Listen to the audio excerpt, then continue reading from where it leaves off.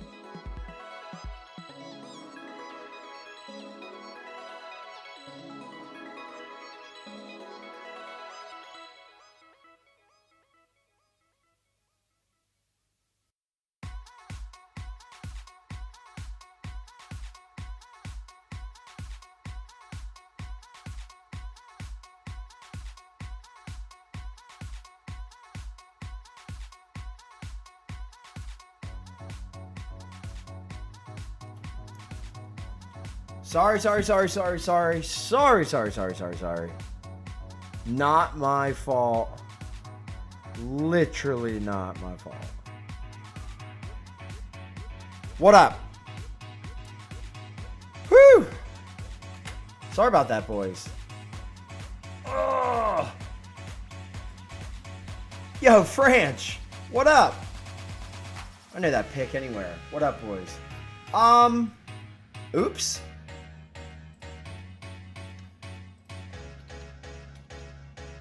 Why is this not working? Oy. Excuse me, does anything want to work today? No? Hello? Okay, giveaway tool's not working either. Sick. Do me a favor, type hello. Let's see if this works. Twitch.tv refused to connect. That doesn't seem right. Bro, what is going on today, man? Look at this. Oh, wait. Okay. Hold on. I can't get the right side to do anything, but you guys are here? Cool. Okay. Cool. That works. What is it? 306. Sorry about that. Did anyone look at picks and realize what was up, FYI? Did anyone actually look?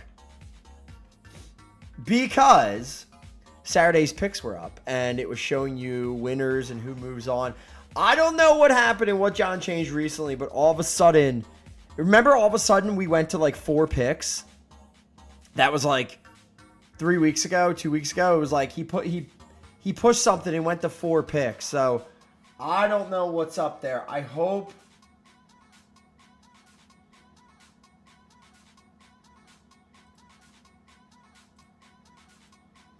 Bro, it's still broken!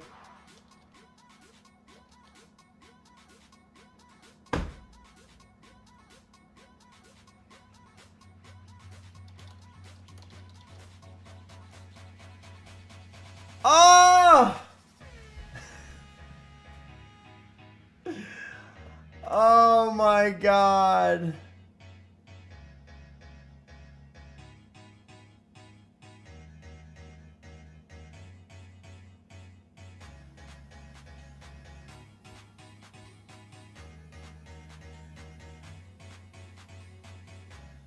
Yep. Nope. It's all broken. Nope. Never mind.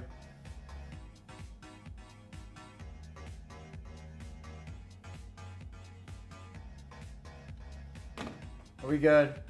Oh, thank God. Okay. Never mind. I had a spaz again. Okay. So if you would have come on here, all the picks were showing in the system for Saturday up to like 4 and everything. They were in the system. I don't know why they generated, and I was too afraid they were going to show. So I had to basically just go back through and resim everything and redo everything. Huh? Lord Jesus. Anyway, yo, what's up, B-Dub? Oy vey. All right, so there's been a lot of changes, so thankfully now it looks okay. But earlier it was showing picks on Saturday, and it was going all the way up, and it was revealing who was going to win. So anyway, I had to delete out, and I had to have him like just disable picks for the moment. And so hopefully everything is good after the fact, but yeah, it was a mess. It was a mess. But anyway, so I came on late because I had to go back through, resim everything, reset everything, and re-go. Oh, God. Yeah, see? See what I mean? Yeah, it was kind of a mess. But we are good now. We only have like 5 minutes to really hang and do things. And then games are going to start. But we should be good, man. We should be good. So, anyway, what up? Happy Friday. Welcome in. God, poor Tua. Yeah. Sorry for you guys. So, look, Tua got you guys all a clear yesterday in Unlimited, and then he mushed last night. So, if you guys are watching Thursday Night Football, the game was really fun in the beginning, and then Tua tried to take off and run, put his head down. I don't understand why he does that. And, yeah, went head to chest with DeMar Hamlin, and that's all she wrote.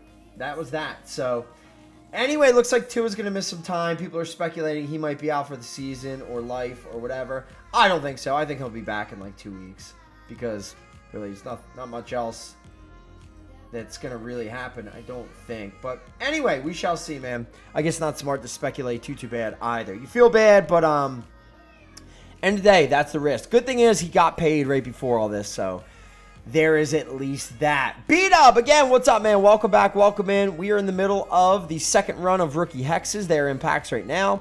It is not the original set. It is the tier 2 set. Marshawn Lloyd, one of the bangers. In that one, we got Luke McCaffrey, guys like that. Also means the hex gear is in packs. That stuff over there. There is an inverted version of them as well. There is a trade-in that you guys can complete between now and the end of the month. And we have the best ball event going on right now. If you guys want to get an update on that and all of the RTG stuff, make sure you guys jump into the Discord, !Discord, if you're in Twitch chat. Yeah, for anybody who's coming, who's in late, who may have not gotten their best ball stuff in, and may have actually missed it somehow. If you guys are on the site and you guys go to the stats and then the squads page, you can sort RTG and see what everyone's working with and some of the top squads in here. Chrome was taking a screenshot. He's doing it every Thursday from now until week 18 begins, I guess you'll say, on the top rated squad. Okay, so you still have time, and anybody who comes in late, the first month of RTG, the same packs will still be available. So you'll have the first... Oh, I shouldn't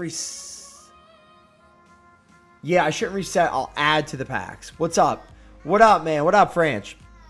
So remind me next week to add to them, not do a reset. But the packs will be the same from now until the end of September, and then we'll get into only one pack a week from there on out. Or maybe we'll do like a month worth of packs. Something like that. So anyway, yeah, man, welcome in anybody who's brand new. My name is Jared, fantasytheshow.com if you want to get in, play along with us. And yeah, man, we have Friday games here coming up in a few. Let me jump into the picks, and we'll talk about the weekend stuff before the first game gets started. Let's check it out. So, Friday, 3:15 game coming up here in 3 minutes. Got to go quick. Bucks plus 1.5 at the Lions. 54.5 the over under. 92.5 for Rashad White. You can go in. You can make some picks. Win some coins along with that. Set a streak. Win some more coins. Baker plus 2.5 versus Jared Goff. Baker went off in Madden. Come on, Madden knows better, right? It's got to be Goff, possibly. Game 2, 4:30 p.m. today. So these are going to run automatically right here once I go off at 3:30. I'll be out of here, okay? I wanted to do a quick intro, get you guys started for the day. We're going to watch the game. I'm going to be here for 15, 20 minutes, and then we have like a 2-hour-ish drive, 3-hour drive on our hands. So we're out of here in a bit, and the games will run from 3:15 to 4:30 up to 5:45. Again, 4:30. Raiders at Ravens, 51.5 in that one. 83.5 total yards for Derrick Henry. Give me the over. Why not? Zamir White plus a half point versus Zay Flowers. And the 5:45 game today, Saints minus 1.5 at Dallas, 52.5 over under. 278.5 for Derek Carr and Kamara plus 1.5 versus Zeke. We'll go Kamara instead of Zeke, right? I think that one makes sense. All right, so this game is going to start here in a bit. I want to get this rolling on time so that everything starts going. We'll chit-chat a little bit more. We'll do a quick giveaway before I'm out of here, and then we will. I'll see you guys on Monday. So let me get this. Where are we at here? Yeah, sorry. There was a lot of like wacky stuff that popped right before everything happened, dude. That was kind of whacked. Yeah, I saw this the other day. I saw the fact that like we had the 4 games being pushed out for picks. I was hoping it wasn't gonna revert and screw us in some way, and it seems to have done it. And actually, end of the day, I'm hoping that we kind of revamp picks anyway before we do the big, some of the big updates and whatnot. All right. All right, here we go. So, game number 1, gonna start here in a minute. I'm gonna talk a little bit about what we had. Can I go away from this game? I don't really care. We'll just stick here. It doesn't really matter. I'm pretty sure I can. Like I can go here. Yeah. And then go back, and it's still kind of doing it. Yeah, we're good. We're good. We're good. Anyway, quality of life. Just return all the picks. For me, it's coaching. Who prepared his team the best going into this one to give them the confidence to believe that they would win the game? Hold on. That's who's going to come out of this one on top. Okay. Sorry, John jumping on. Anyway, so I was talking to Cullens a lot, and I can show you this real quick. All of the stuff that I have coming up that I want to do: homepage revamp, event page, RTG, contest page, the live page, which would be really smart. I talked about contest page being something where, like, if a game was going, the daily view on contest, so you could get all of your contests at the beginning of the week, fill them all out up to the time that they actually go live. And maybe a way to watch it kind of like Mission View. No, I actually thought today, like, contest page, just a daily view, all good, but then inside we could have like a live page pop when maybe like an hour before games go live, where we could talk about chat on site, having the chat on the site, having it mixed in with actual Discord, and then one place for everyone to kind of watch. You can still watch on all the different platforms, but you want to win packs, you're going to want to be live in that chat, all automation of all the pack giveaways, all that good stuff. Would be really, really nice. Then, same thing, if we have Sims on the site, well, might as well have them there. All the pack giveaways, everything will be there. Very, very nice. So, a ton of, like, the stuff we talked about, the ideas, everything from Battle Pass stuff, in the events page, and how it all kind of ties through, pop-ups, trade block, notifications, all different things. So I've just gone through, started to hash it all out in a big Excel file. Showing Cullens earlier, we were chit-chatting about stuff. We're going to talk more about it, but yeah, man, a lot of good stuff coming, and John's super on board, thank God. at least for the next couple months, because we can afford to do it. More on that later. But anyway, yeah, man, it was all good. Use the backs out of the backfield, because I know that when I used to cover, hey, we got everybody oh, he just stuck out there, and they just got a nice first down there. What do we love to say? Get those backs into space, right? And they were able to do that there. Nice pickup on first down. So just 3 yards on the completion there. And that's going to bring up second down. It's vitally important to wrap him up immediately, because if you let that big guy get ahead of steam up, boy, then you've got real trouble trying to get him down. But they're able to hold him to a short gain on first down. Anyway, sorry guys. They run straight ahead here with Isn't the game of Detroit hack? Shut up! I have not done that in quite some time. Yeah, and no, usually if I set a game wrong, somebody tells me, right? And what happened was, well, it's set right in the thing, but when I went and put the game in, I fat-fingered it and just kind of swapped it up. Oops, my bad. So yeah, so we have it looks really bad too, because my brain, like naturally watching games for most of my life, now I look obviously Tampa at Detroit, and I look down and it's in Tampa, kind of make my brain hurt. Oh God. Terrible tackling. Someone fix the sliders. Someone fix the sliders, boys. All right. Cullins release the first Kraken. Again, guys, I'm only going to be here for another like 12-ish minutes. We're going to be grabbing Claire. We're heading north, heading up to Lake Harmony for the weekend. Long weekend, last thing of the year. And yeah, there you go, Jalen McMillan. So I'll be away all of football Sunday as well, which is rough, man. It'll be on the lake. But look, should be a good one. Because of that, Collins is going to have 3 packs, 1 for each of the games. There's the first one. Go grab that pack. It's right there in Twitch chat. If you guys grab that, it'll give you a guaranteed 7-pack of blues. You guys, if you stick around between this and the next 2 games, 1 in each game, there will be a pack let out. There are 2 blue packs, and there's 1 guaranteed epic equipment pack.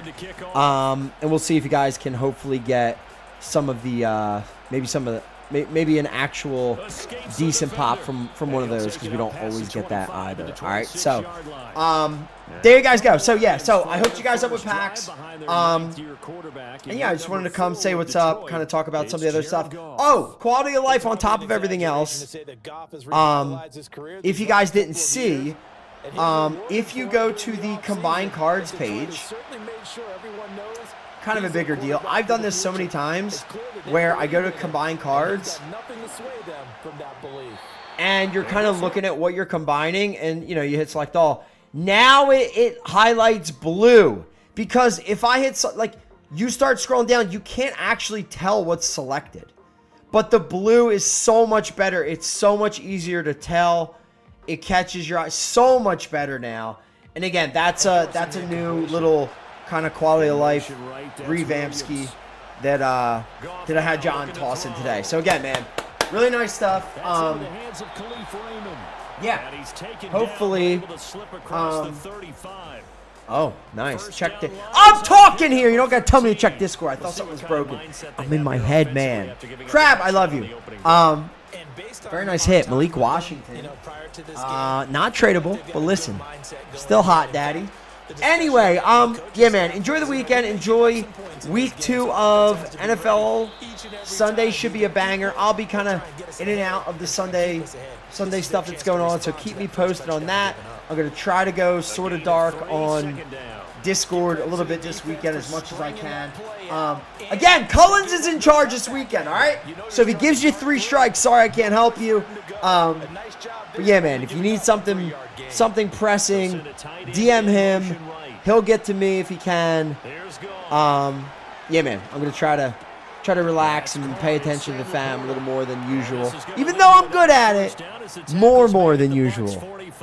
Just gonna give me the eye roll. So anyway, we're leaving here in a little bit. We're gonna grab Claire. We're heading north. We're gonna be grabbing pizza on the way up, and yeah, hopefully having a pretty good weekend. Oh, and what's cool is stream will be live. I'll be out of here, but using the timer widget, 4 hours and 25 minutes ish, it should automatically shut off stream at 7:15. How about it? How about it, boys? Figured it out. Go on, Jameer. He looked slow, didn't he? Looked a little slow there. NGL. Anyway, yeah, we got a lot of changes, man. Take the Blackstone. Yeah, right. That thing's huge. AJ, to get a cover for the whole grill, I had to get like a Super XL version on Amazon. I had to get one that would do like is 55 inches like a typical grill width? Is that like a large width? I think it's like 6 foot wide, the whole thing, to get it over top. Brutal, man. It's the Weber 30 inch. I mean, the griddle itself isn't that big. But yeah, it was kind of crazy. B, have a good time, man. Thank you, man. Listen, still football. What's crazy is every time we go, do it, Goff. Dang it. That's not. I mean, Laporta counts. Every time we go up for this weekend, we always have Penn State. It's like always like a 3 o'clock or a night game on Saturday. Penn State doesn't play, and then on Sunday the Eagles don't play. Penn State bye week, Eagles don't play on Sunday. So it's like I have to be present. What is this? And the top priority for the defense has got to be She's gonna kill me. Anyway, thank you, boys. Yeah, man, it'll be good. We'll do some fishing, some supping. I'm gonna do some not like what's up, boys. Stand up paddle supping, that kind. I'll be on the lake chilling. If you're in Lake Harmony, look for me floating out there with a tank. I know a lot of people think they get fatigued on a long drive. Actually, a lot of times the reverse happens. They actually get energized because they're controlling the ball and they're the ones dictating to the defense. 3 yards on the pickup. That's going to set up an interesting third and anyway. Picking up 3 yards of carry, you and I both know that doesn't cut it in this league and trying to get first downs unless you're playing 4-down football. Then that's a whole different situation, but I don't think that's what they're trying to do here. 3rd and 4, though, is still manageable. Goff now to throw. Over the middle into traffic, and that's complete. And he's just going to be short here, barely. Maybe by a half a foot. It'll be 4th and inches. Well, it looks like they got what they wanted. Anyway, sorry, John's talking to me on the side. Anyway. Poconos, yeah, we're going to be up in the Poconos. So we're going to be in Lake Harmony, chilling. If you want to get at me, Monday we'll probably be at Piggy's, Lake Harmony. Great, dude. Some of the best breakfast food I've ever had. And our favorite waitress girl, I think we've had her twice now. She's from England. You can hear it in her voice. She's older. She's awesome. And what's awesome is, like, because it's Monday when we go to Piggy's, no one else is there. And yeah, it's good times, man. Good times. Should be awesome, man. Should be good. Kids are a year older. They're a year cooler. Less in need of me and Lar. He's dranking all weekend. Yeah, man. Should be awesome. So, anyway, enjoy the weekend, boys. Anything else to really chit-chat and talk about before I bop out of here? Any other updates? Trust me, man. It's going to be really good. All the stuff that I've written down for, like, even like the homepage revamp, things like that I want to do. I really hope we can get them in. If we do it, it'll just like highlight what's going on. Site chat, things like that. Showing the games live. Why not, man? Why are they not up there, dude? If I can, I just want more control over graphics and all the stuff. It should be so good. The chat, the homepage stuff. Like, dude, ready? Here's my bullets on the homepage. Allow me to just use this. Why can't I use the build, play, win? I make it all the time. Do that instead of the main one that's up there. You know what I mean? That would be huge, right?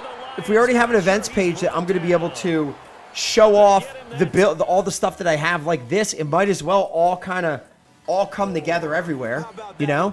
Have that as like the new age look at the top. Season leaderboards. If I have a flag that you know how we set the ranked for RTG and we can see who's like winning in RTG? Well, if we add in new flags for each version, like if I could put like an unlimited one on, if I could put a capped, RPG capped flag on, a salary flag on, a black, whatever we want. We could also see who has maybe the best finish in each of them. Maybe it doesn't go by points, it goes by the actual your average finish, because we have that.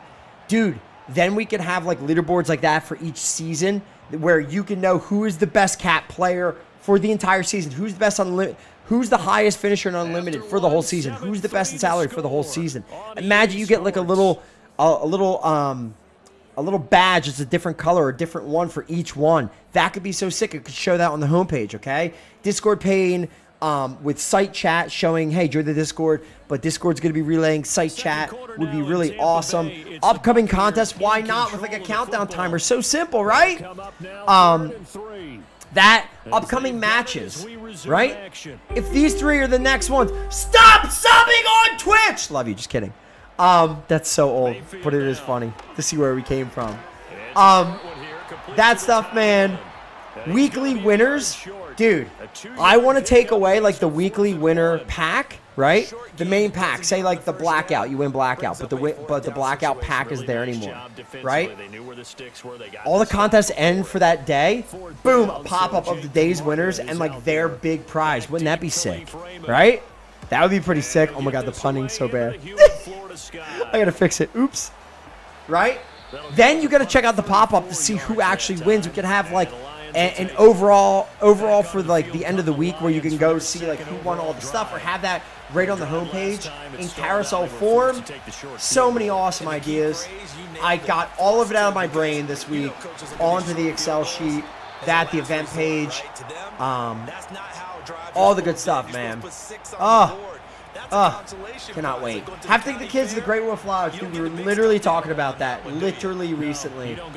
Very expensive, dude, Great Wolf Lodge, man. Very expensive, man. I'll sell them the packs for that. That's kind of cray. We're going to get Schmuck back in. Tell him he can gamble on the website. We'll be good. ETN in Chargers defense for Kamara. No. Heck no, Sergio, dude. ETN's going to be better than Kamara when all said and done. If it's PPR, it could be a little bit closer. But what you saw week 1 from Kamara, that is the definition of sell high. Kamara is not going to be doing that every single week. It's going to be better, right? New offensive scheme. It will be better for sure.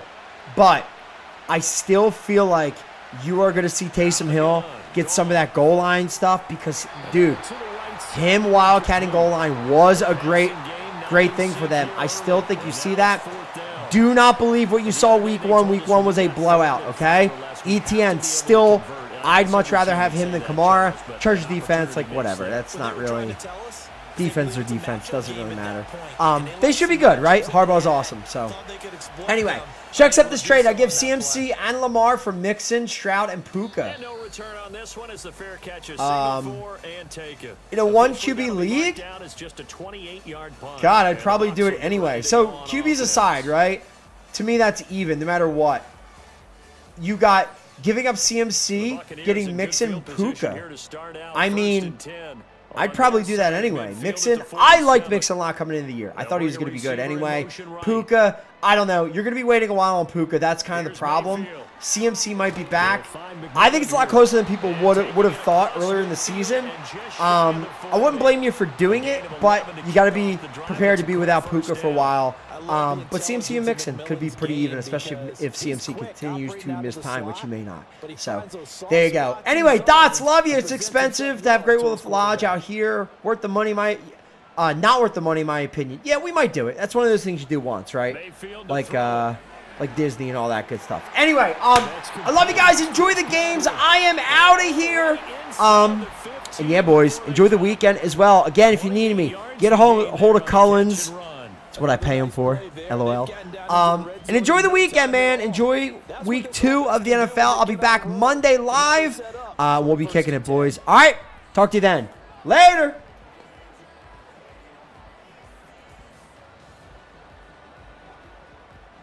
Here's a 1st and 10 at the 14-yard line.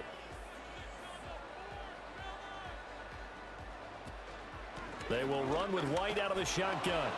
And this play goes nowhere. Losing yardage back to the 15. He'll lose a yard there, and it's 2nd and 11. I know that speed is the hallmark of today's NFL game, but the key to good rushing defense is still having your linebackers set the edge. So after the loss of a yard, they'll look to push forward here on 2nd down and 11. Running out of the gun with White. A great move in there, but it only takes him to the 7. He's dropped there. 8 yards on the ground there, and now they're looking at a 3rd and 2.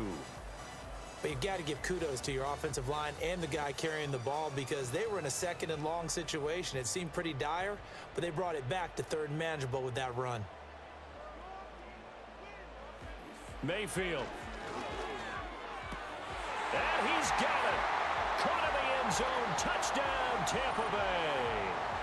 A great effort there with his second touchdown here in this first half, as his guys are able to extend their lead in the second quarter, and already his second touchdown reception.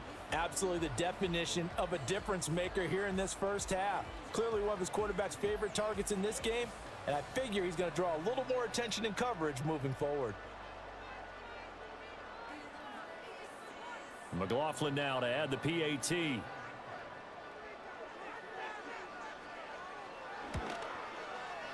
And this one's right through to make it a 14-3 ball game. The drive summary that time, 5 plays. And it's all finished off with a touchdown by Tampa Bay.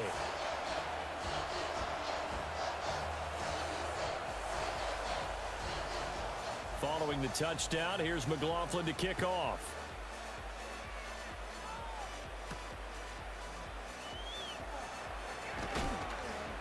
And the tackle going to be made right there at the 25-yard line. And Detroit getting set to go now.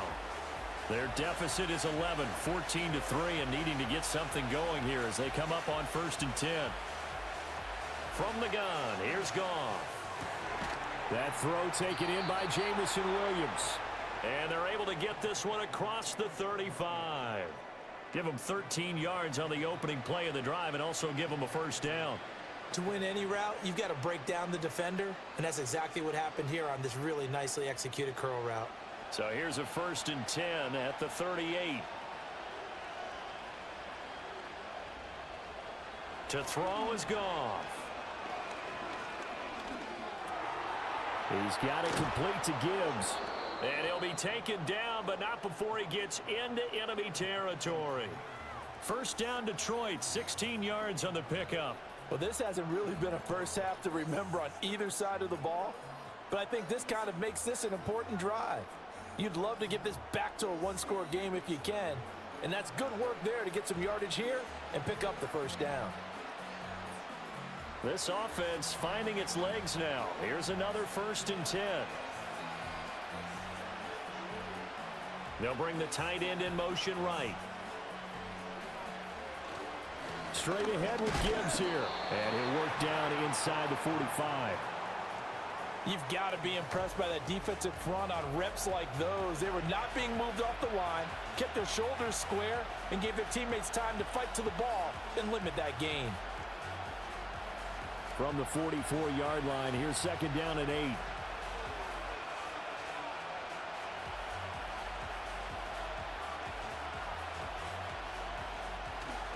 Another run for Gibbs here. And good space to operate there as he takes this down inside the 35-yard line.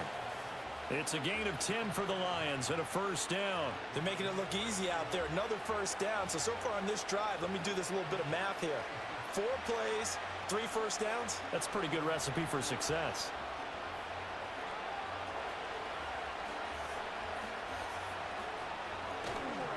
Gibbs straight ahead. Stiff-armed him. And he's out of bounds. Almost gets to the 10. 62 yards rushing for him as he has been tough to stop here this first half. I think they like this drive a little bit better there, partner. Running game helping out, picking up some of the slack. Because remember the last drive, they went 3 and out. Now a 1st and 10 at the 11. Here's Goff. And that one drops down, incomplete. Good coverage there, forced the ball free, and it's 2nd down. When you're running the slant, timing is everything, and against that man coverage, there was no space available, and incompletion as a result. Here's 2nd and 10.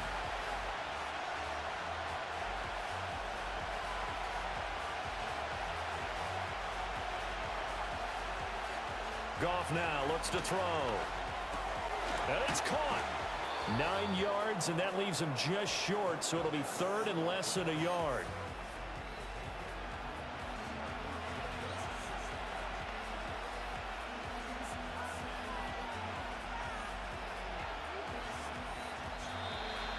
We've got a 14-3 ball game with 2 minutes left in the opening half. This will be the 8th play of the drive, and it's 3rd and inches.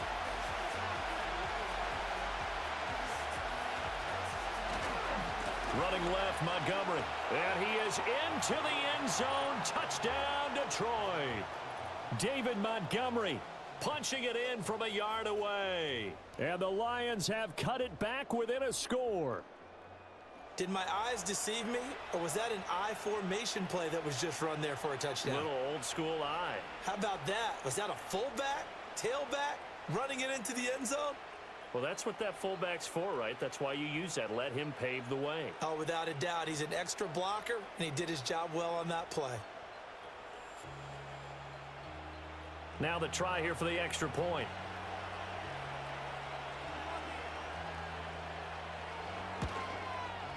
And he's got it. That cuts the lead. It's now 14-10.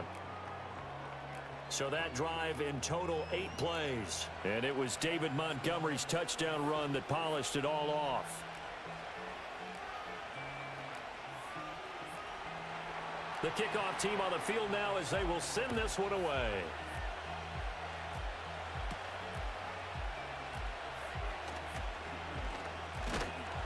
And he takes this near the 25. Just a little pass there. Call it the 26. So out come the Bucs now. This drive here beginning probably with a pair of motivated groups. Remember, the offense scored a touchdown on their last time out. Looking to repeat that in Charles' defense. They were very frustrated after giving up 6 the last time on the field. And frankly, it's just a battle of wills in a lot of ways, because you know they're both motivated. They both game plan for this drive, and they both have specific outcomes in mind. To me, it just comes down to who can execute better and which side can step up and assert its will over the other. Now a 2nd and 10.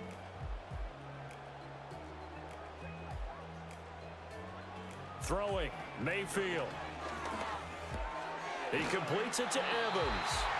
And they're able to get this one across the 35. It's a gain of 11, and the Bucs have a first down. Good, strong throw and catch right there. And so far in this game, the alleys have been open for them to get completions, and they're taking advantage of it. Line of scrimmage, the 37 on 1st and 10. They're going to look to throw. Out route, and the ball is caught by Godwin. And he'll be out of bounds after getting this one across the 40. They'll wind up getting 7 on the play, and it's 2nd down.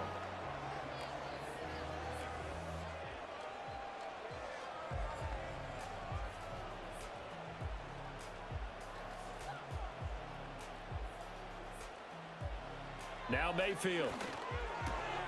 The pass is caught by Cade Otton. And he's out of bounds just before the midfield stripe at the 49. He's got his first catch here before halftime, and it goes for a first down. Many different ways to create space, but on that play, he did it with that big, wide body of his. Didn't get a whole lot of yardage on the play, but it did what it was supposed to. Pick up a first down. Mayfield looks to throw. He finds his target. It's Evans. So the completion good for 7 there, and it'll be 2nd down. Now the Bucs going to use the first of their timeouts. So as they talk it over, we step aside.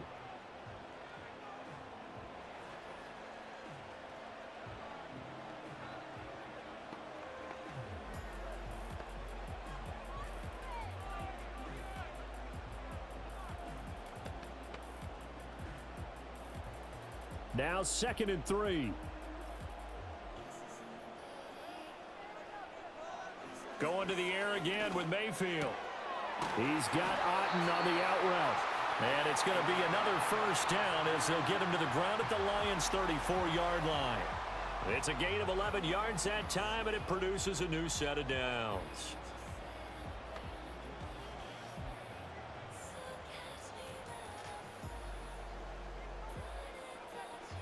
Working out of the gun, Mayfield. And this is caught by Evans. And he's got this down almost to the 20 before he's dropped. The Bucs going to go ahead and use the second of their timeouts as the clock will stop with 35 seconds to go in quarter number 2.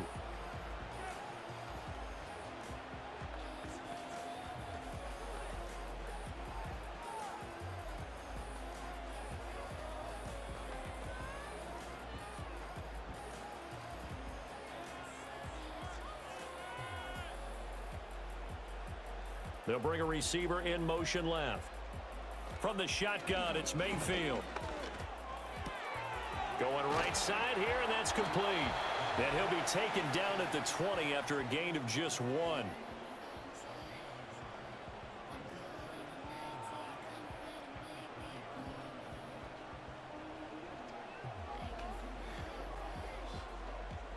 They work now on 2nd and 9.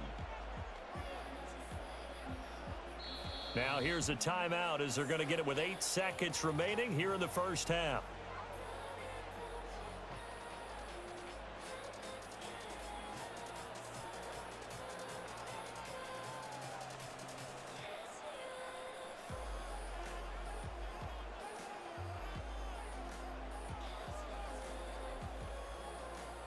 So on 2nd down, the field goal unit is on here as they try to get 3 before half.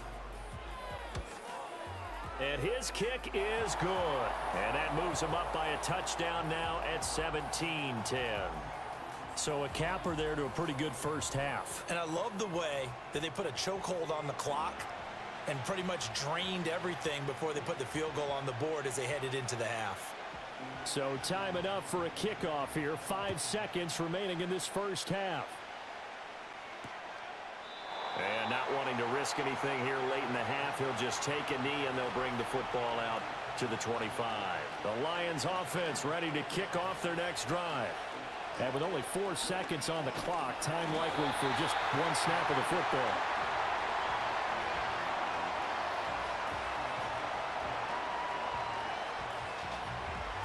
So we've hit halftime here in Tampa with the Bucs out in front. As we send you a stone's throw away across I-4 to Orlando. There standing by is Jonathan Coachman, ready with our EA Sports Halftime Report. Coach?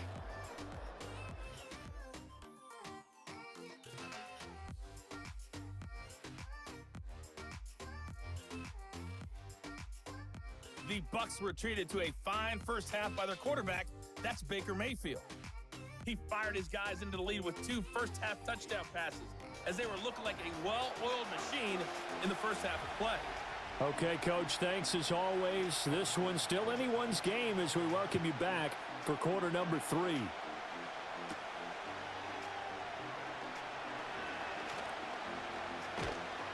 And able to break this out all the way to the 38-yard line. Great return.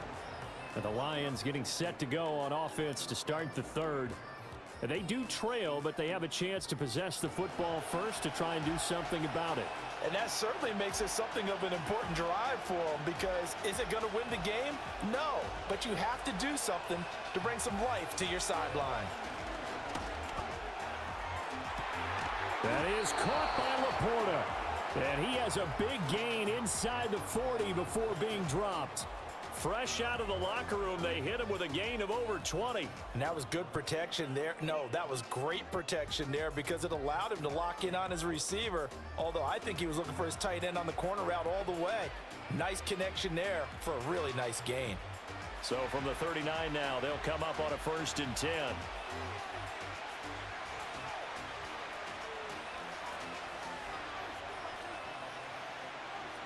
Goff now looking to throw. And that's to Amon-Ra St. Brown. And brought down, but not before they're inside the 25. He was held without a catch in the first half, but he's got one here, and he also picks up a 1st down. And that's the kind of play this offense needs to maybe kick them into gear a little bit. They've been stuck in neutral much of the game. Perhaps that can give them a little bit of confidence that big plays are out there. In motion goes Raymond. Gone. And this is incomplete. And not a common sight, at least on this drive. A momentary setback, though, for this passing game that has been moving well this series. Good thing for them, though. Still 2 more downs to connect and try and pick up another 1st down. 2nd and 10.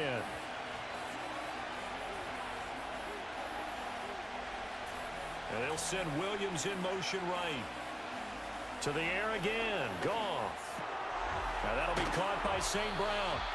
And this is going to lead to another 1st down as the tackle's made at the Bucs' 13-yard line. Give them 10 yards there as this offense is on a roll. This drive continues to plunge forward. From the 13 now, they work on 1st and 10.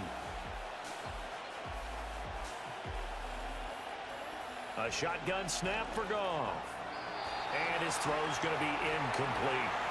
Well, he'd been targeted quite a bit on this drive, and finally I think the guys on the defensive side, they said no more. They slapped the double coverage on him, made it very tough for him to get the ball. So after the incompletion on 1st, now 2nd and 10. They'll send the tight end in motion. Here's Goff. He's going to be sacked back at the 23-yard line. That's Kalijah Cansey in to get him down.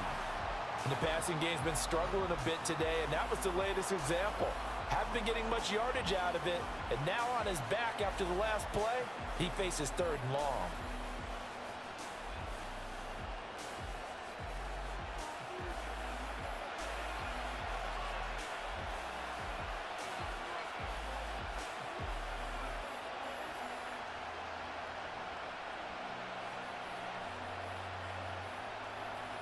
So now following the sack, Goff and the Lions needing to come up with something here on 3rd and long.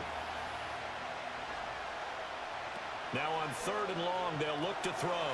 Quick hitter here, it's complete. And it's a fumble. And it's picked up by the Buccaneers. And a big turnover there as his guys will get the football back. A lot of talk this week about ball security. In fact, they added an extra period in practice to be more secure with the ball. It didn't work out there. Well, sometimes you just get overexcited during the game. You may all of a sudden make your catch, see some open field, and decide you're going for it, and not realizing that danger lurks while you're doing so. And there's your end result right there. The Buccaneers offense and Baker Mayfield set to take over once more. And as we show you some of the highlights from earlier, he has been instrumental in getting his guys the lead as he looks to finish strong and close this one out. The Bucs offense set to begin their next possession.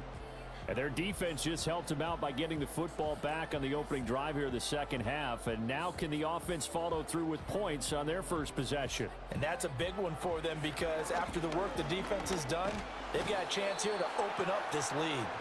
Credit that sack to Marcus Davenport. Well, partner, we know they came out of the locker room down on the scoreboard, but I will guarantee you the defensive side of the ball got super emotional. They can come out and play with aggressiveness, with fury, because they don't have to be quite as precise, and it paid off for them on that play, didn't it? Sure did. Excellent play, really setting the tone for this third quarter. After the sack, it's 2nd and 19, and the road gets a bit tougher from here. They'll bring the tight end in motion right here. Mayfield now. Otten brings it in over the middle. So they'll get 8 out of that completion. And that brings up 3rd and a full 10 yards. And there wasn't much room for the big tight end to do much after the catch. But at least he was able to pick up a solid gain to help his offense continue to move in the right direction. 3rd down and 10.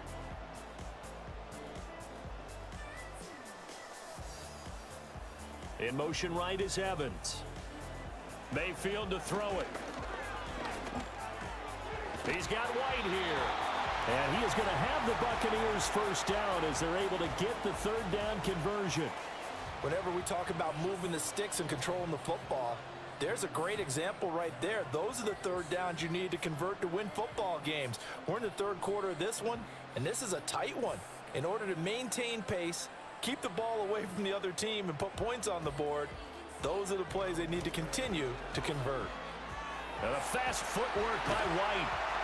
And he gets this one just shy of the 40. They'll mark him down at the 39.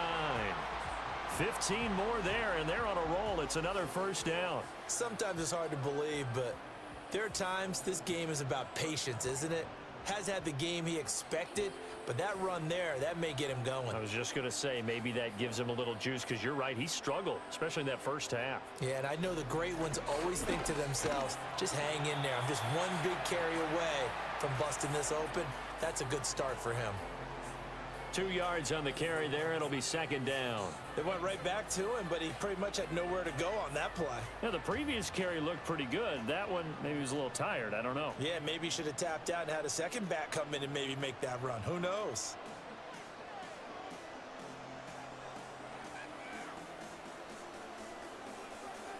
Mayfield.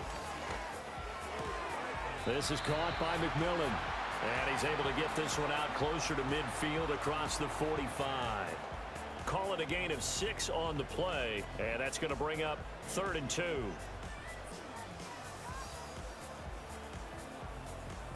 They'll come to the line needing only 2 yards to gain the first here. In motion left, Godwin. Here's Mayfield. Work in the middle of the field, and he's got a man complete. And he is going to have the Bucs first down as they're able to convert by plenty there on 3rd and 1. Got to say, I was a little surprised to see him, Charles, come out in the shotgun on 3rd and less than a yard. Yeah, but the way the NFL is nowadays, we hardly ever see anyone really run for it on short yardage. So they're going to throw the football more times than not. That was a nice, easy rhythm throw right there, and they pick up the first down. To throw, Mayfield. And there's a short one taken in by Otten. He won't find a ton of space following the display of power as he's down just inside the 45. So the completion good for just 3. And that will bring up 2nd down.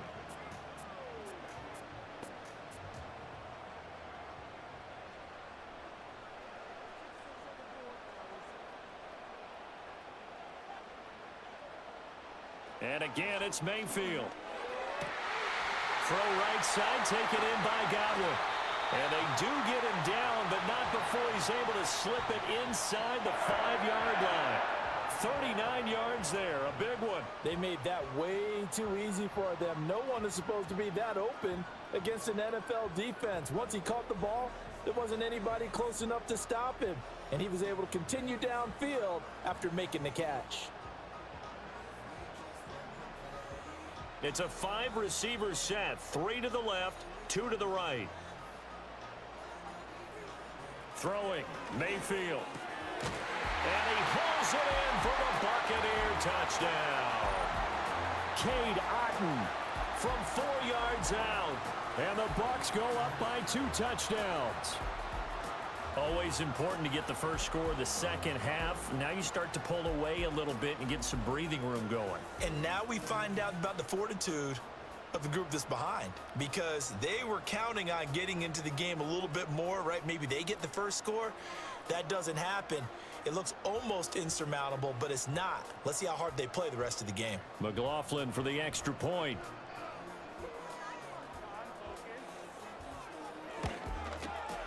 And the lead is up to 14. So that one a pretty time-consuming 10-play drive. And Cade Otten capped things off with a touchdown grab.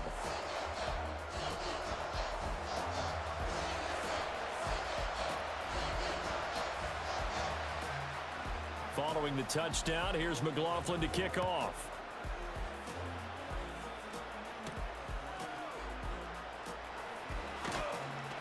And makes it across the 20 as his guys will set up shop at the 23-yard line.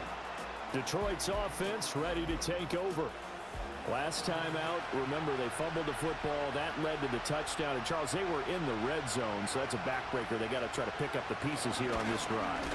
Yeah, I actually started to do the math here, so be patient with me. 12-point swing is the way I calculate it, because not only did they drop the ball in the red zone, they watched the opponent score a touchdown right after that. So their goal, have a drive here and try and get some of those points back.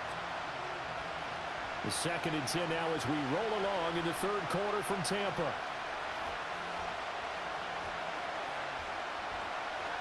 Here's Goff. And this throw incomplete. Well, the defender all over him that time, but it's going to lead to 3rd down. He did a fine job there of not hitting him before the ball arrived, and I've got to tell you, you can often mistime that play because of the angles of approach. When you're going to get him, sometimes you panic as well and think, I've got to be there right now. Instead, in this case, timed it perfectly and knocked it free. From the gun on 3rd down, Goff. Pass taken in by his big tight end. And all the way down to the 29. A big play there for Detroit. 47 yards. And the offense is saying to itself right now, if only they were all this easy, because he was wide open. And once he made the catch, plenty of room to work his way downfield. That was a breakdown on the defensive side of the ball, one that they want to fix immediately. So from Buccaneer territory now, it's 1st and 10 as they're down to the 29-yard line. Goff. And he will find his man on the end route. Complete. That's good. The completion there for 7 yards, and that'll bring up 2nd down. 3 quarters in the books. You are watching the NFL on EA Sports.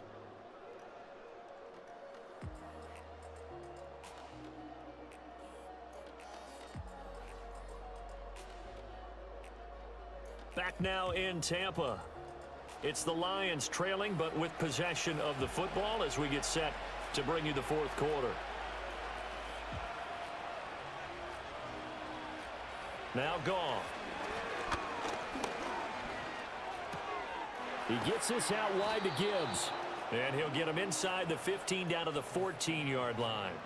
That one a 1st down pickup of 8. And at his size, he's a smaller back. You can get him the football. He can kind of get lost, make someone miss. It's good for him. Yeah, it's great for him. I like what you said there. Sometimes he gets lost in the traffic a little bit, but get him out in the open field into some space. That plays to his strengths the best and keeps him out of it where all the big boys are, you know, make him make someone miss in the open field. Levante David in on the tackle.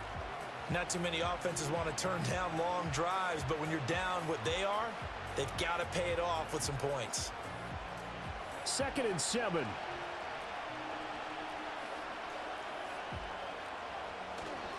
Hand off now to Gibbs. And he is met in his tracks behind the line of scrimmage.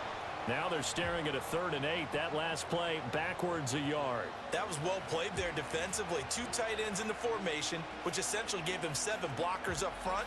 Hard to imagine with all that size and beef that they could let a tackler through, but that's exactly what happened. A loss resulted. Here's Goff.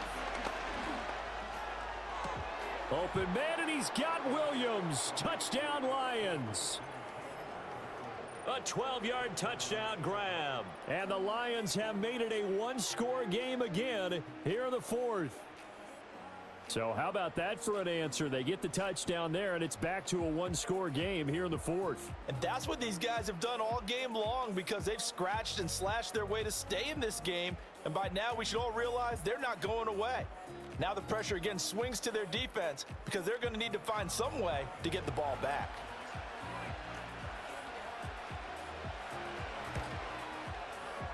Extra point right down the middle. And now things get a bit more interesting here in this 4th quarter.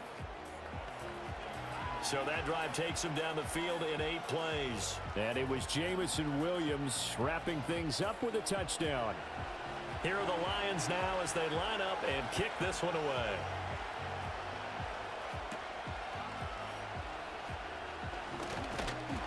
And able to take it past the 25 and up to the 28-yard line.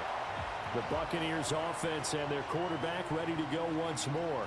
And he has been masterful so far in leading this offense. He's kept the mistakes to a minimum. He's been on point with his passes, and he's generally been one step ahead of this defense all game long.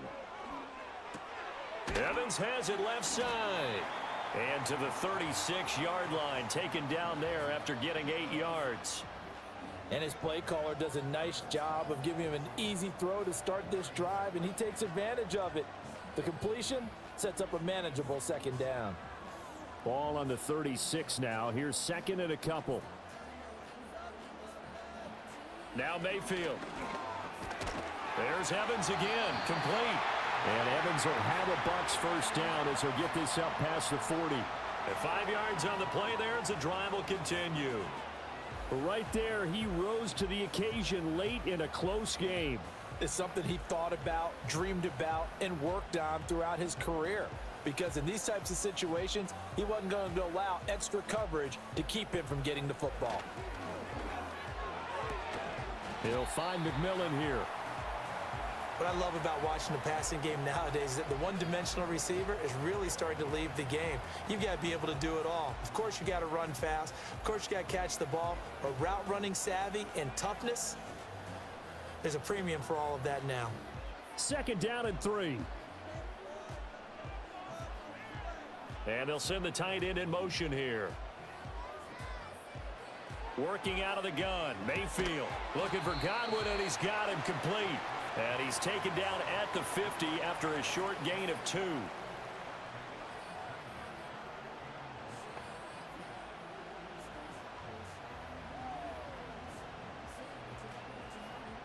The Bucs on 3rd down. They've been near perfect, 4 for 5 to this point. They need just a yard here. It's 3rd and 1. Mayfield now from the 50. And there's a short one taken in by Otten. So nothing doing there. And that'll bring up 4th down. Excuse my snarkiness here, but isn't the idea of completing a pass supposed to mean you get downfield and gain yards? Especially on 3rd down. Yeah, that one. How about the defense? Figured that one out in a big way.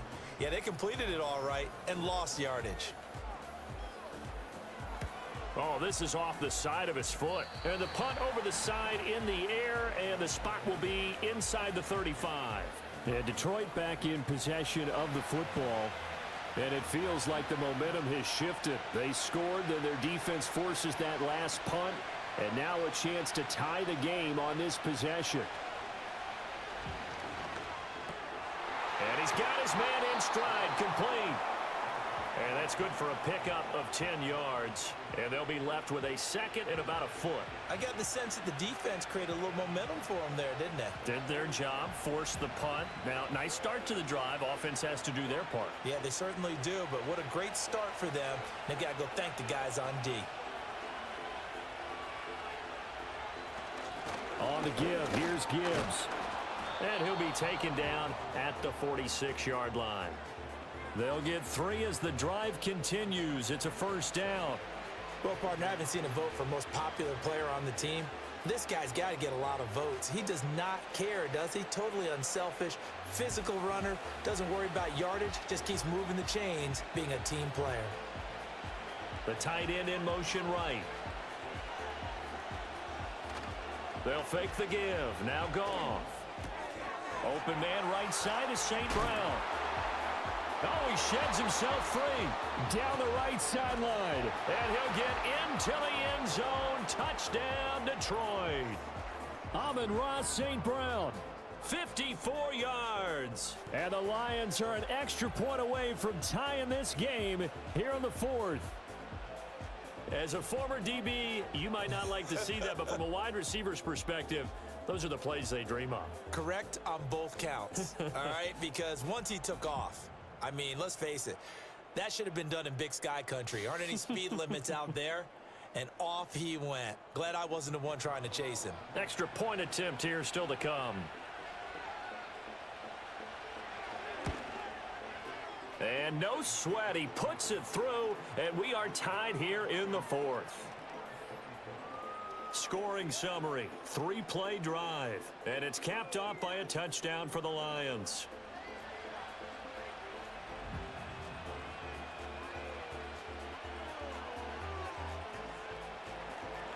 Now this one setting up for a great finish, all tied in the 4th as the kick's away.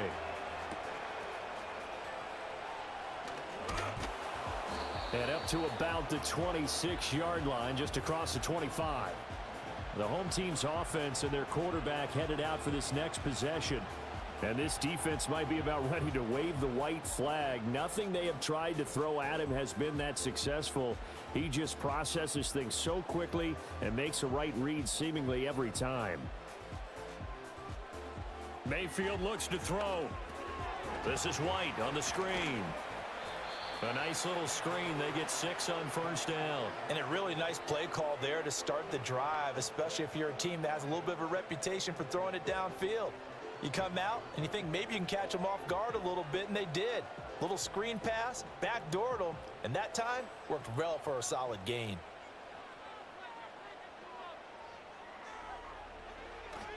They'll go up the middle with White. And he'll push ahead for about 3 to the 36.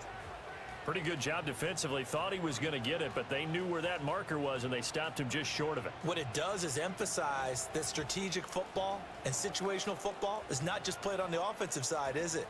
Defense understanding, as you noted, where the first down marker was and making sure they didn't get there.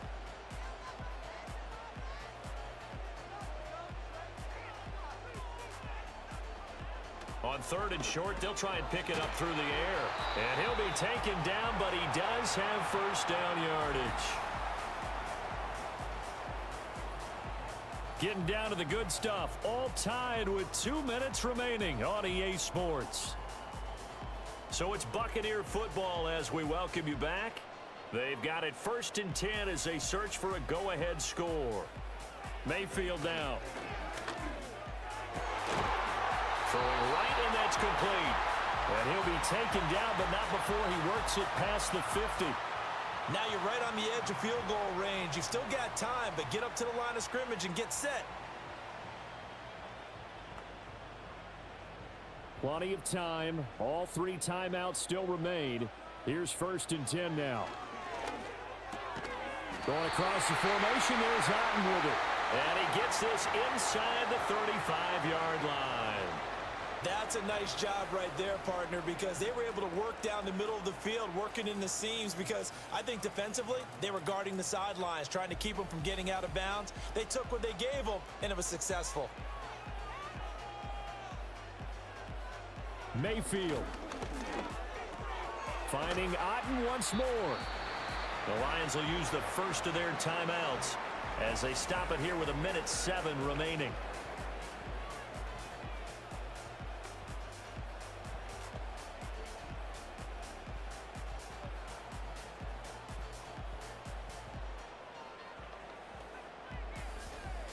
Now 2nd and 4.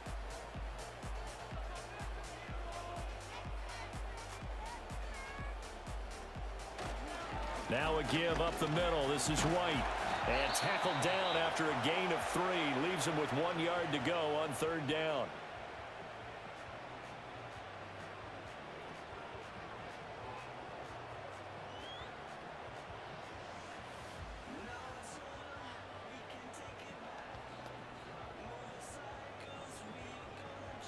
So they just need 1 yard here to pick up the first down.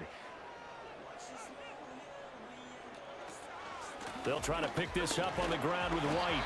And he will have a first down at about the 21-yard line. And the Lions quickly now going to use the last of their timeouts as they'll get it with just a shade under a minute to go in the game.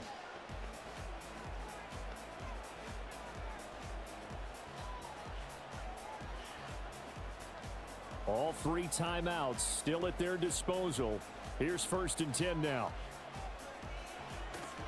They stay on the ground with White. And this one goes nowhere. Losing yardage back at the 22. Partner, you've got about 20 coaches on your payroll, but there's 60,000 of them in the stands. I don't think any of them like that play. And the later we go, it's starting to sound like 100,000 in here.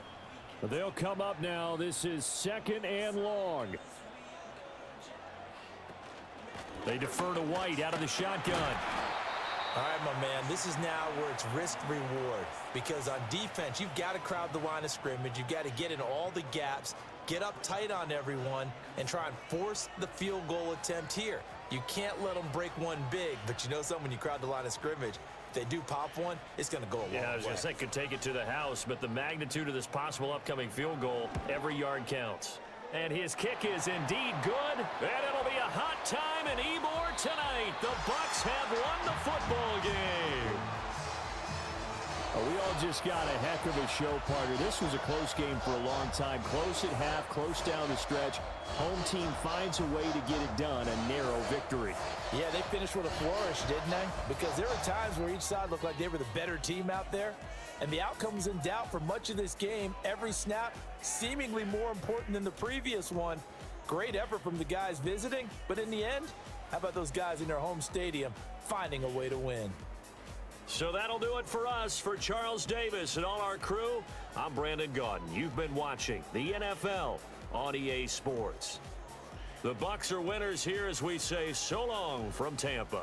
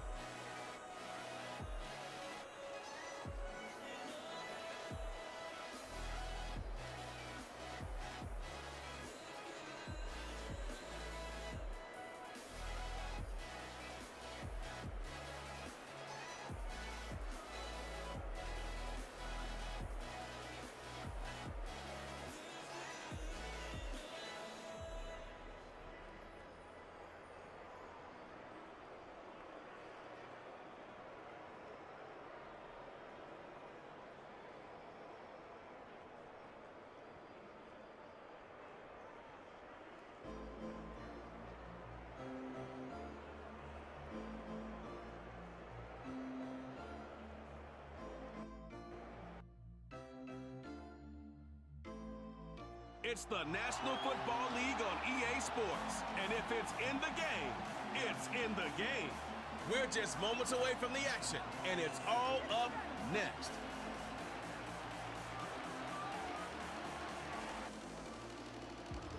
EA Sports coverage of the NFL has us in downtown New Orleans at the Caesars Superdome.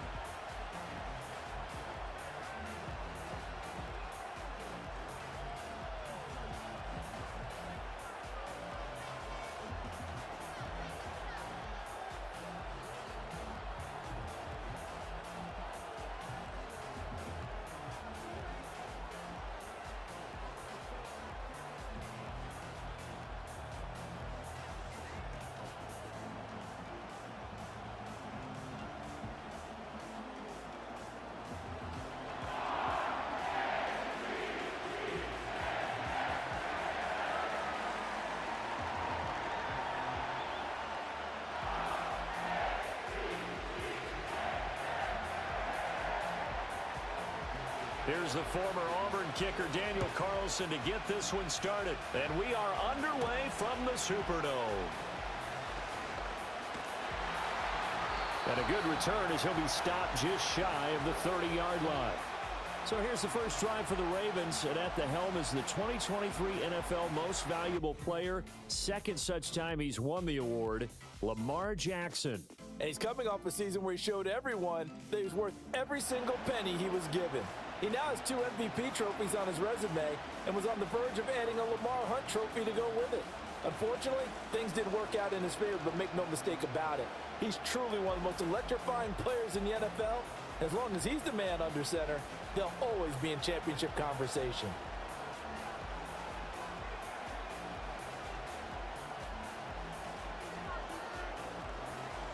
They go play action with Jackson. That's complete. It's Rashad Bateman. And he slips up past the 45 before being tackled. 17 yards on the game's opening play and a quick first down. Play action here on the first play from scrimmage. They want to see how the linebackers are going to react. Are they looking to stop the run? Or are they going to sit back in coverage? A really nice job there of going in attack mode early, and they pick up a quick first down. That ball caught. It's Mark Andrews, the tight end. So they'll get 8 out of that completion, and it'll be second and a couple. They really love to get him into one-on-one opportunities, and this is one way. Work him out of the slot and create a mismatch. Who's going to cover him? Corner, safety, linebacker? He's got a way to beat all of those positions. Now a first carry for Derrick Henry. And he'll only get a yard to bring up 3rd and 1. He's definitely tough to get down. We just saw it right there. But how about what we did see? Pursuit, wrap up, and then the big finish with the tackle. A yard all they need, but it's 3rd down. They'll try to run for the first with Henry. And he's got the first before he's brought down at the 39-yard line. It's a pickup of 6 and good enough to move the chains. We all love to have a home run hitter in the backfield. Guy who can take it the distance. But in short yardage, trying to pick up first downs, that big guy, always a nice luxury to have, isn't he?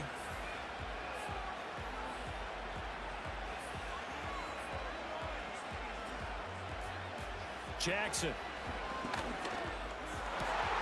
That is caught. Rashad Bateman.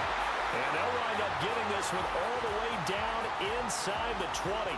That's good for a first down, his second catch of the opening drive. What a drive this has been, just chewing up the yardage. And here's one of their best plays yet as they finally get down into the red zone and look to finish this off with 6. So from inside the 20, here's 1st and 10 at the 18. They'll bring a receiver in motion left. And he'll get it here on the touch pass. Oh, and that is well read defensively.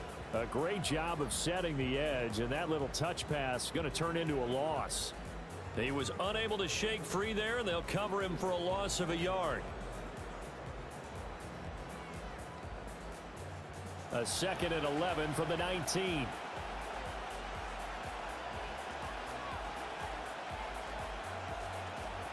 Play action. It's Jackson. He's got his man. It's Andrews.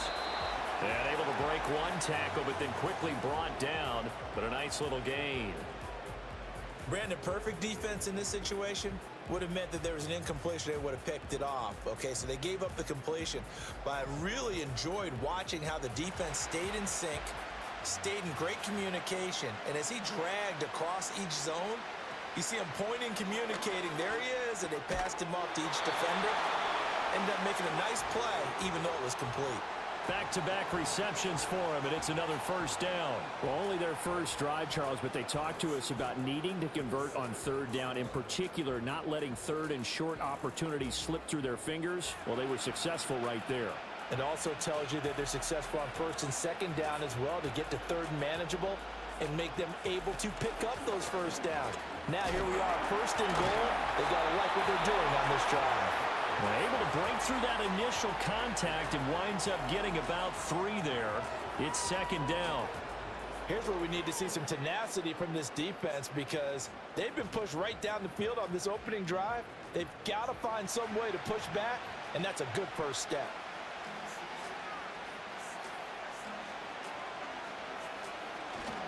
Henry again. Pushing for the end zone, but he's not going to get there. They stop him just shy of the goal line. Call it a gain of a yard as they get a little bit closer here. It's third and goal. Driven it down the field nicely here on the opening drive, but now it's put up or shut up. No doubt about it, because to make that type of a drive and ultimately kick a field goal would feel very disappointing. But I'm just wondering, is the head coach thinking, is this 4-down territory? Might he go for it? Henry, and that one going nowhere from the start as he's met in the backfield and goes backwards. A 3-yard loss. Fourth down now. Sometimes you just sit back and marvel at what he can do defensively. Speed, strength, quickness, he's the whole package. And that package just wrapped up the runner for a loss. So Jackson will head to the Ravens sideline, and on comes Justin Tucker for the field goal try. This will be just a 21-yard attempt. Tucker's kick is good. So a long drive gets him down inside the 5, but ultimately they settle for just the field goal. And I have to think that if maybe they were a yard closer, that would have made their decision tougher, and I think they likely would have gone for it. But in this situation, they just decided to take the 3, and I think it was a smart move.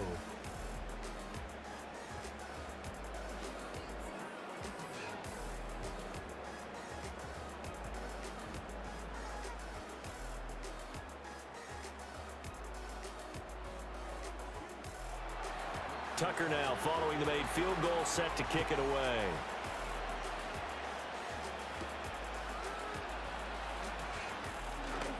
Oh, a good return up past the 30. Past midfield. Still going. One man to beat. And he will score. Touchdown, Raiders. So they gave up the field goal, but boom, they get it right back. Don't even worry about getting their offense on the field. They return it on the kickoff. So I see your 3 points. And raise you. And raise you 6. Double it up, coming right back at them. And if that's going to be the trade all game long, someone's going to be very happy with the end result.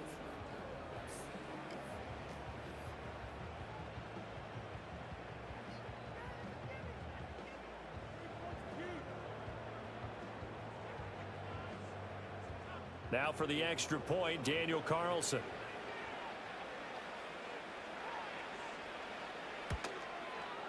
And this is up and good to make it 7-3. And no doubt one of the most, if not the most exciting play we'll see in this game. The kick return all the way to the end zone for 6 points.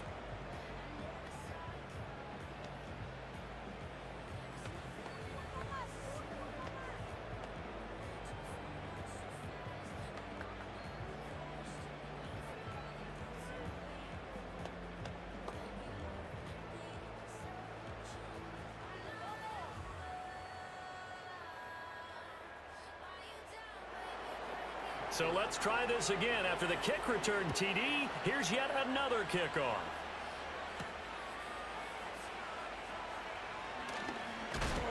And able to get this out to the 25. Baltimore set to take over here for their second possession of the game. Their drive last time, it stalled out. They were forced to take the short field goal. And the key phrase, you nailed it. Forced to, because you know coaches look at these short field goals as a last resort, right? To them, that's not how drives are supposed to end. You're supposed to put 6 on the board. That's a consolation prize, like going to the county fair. You don't get the big stuffed animal on that one, do you? No, you don't go top shelf. That's bottom shelf material.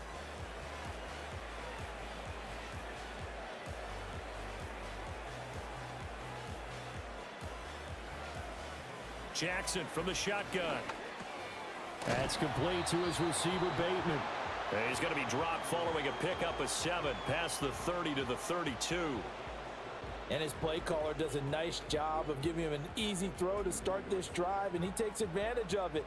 The completion sets up a manageable second down. They'll operate from the 32-yard line here, 2nd and 3.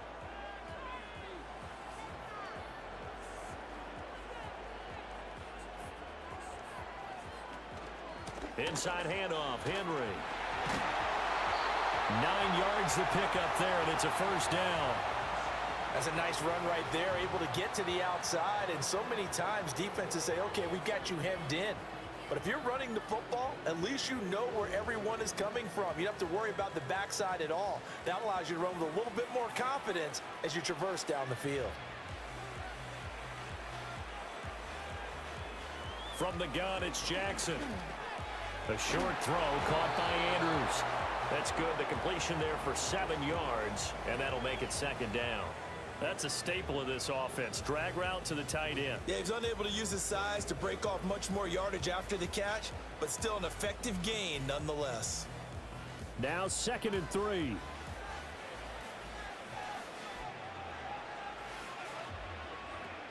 Henry up the middle. And he'll be taken down at the 44-yard line. That one, a first down pickup of 8.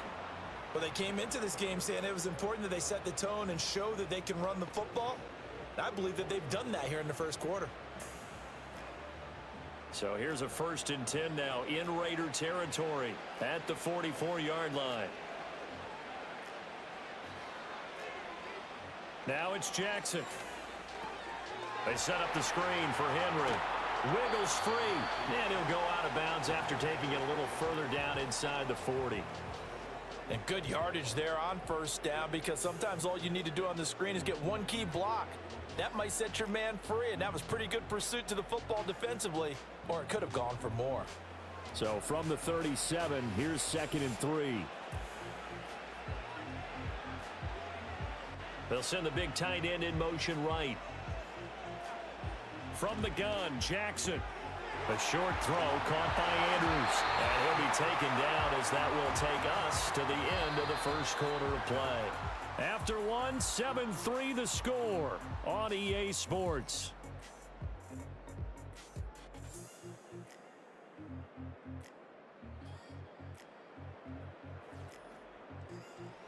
Raven football here as we begin quarter number 2. As they've got it with a 1st and 10.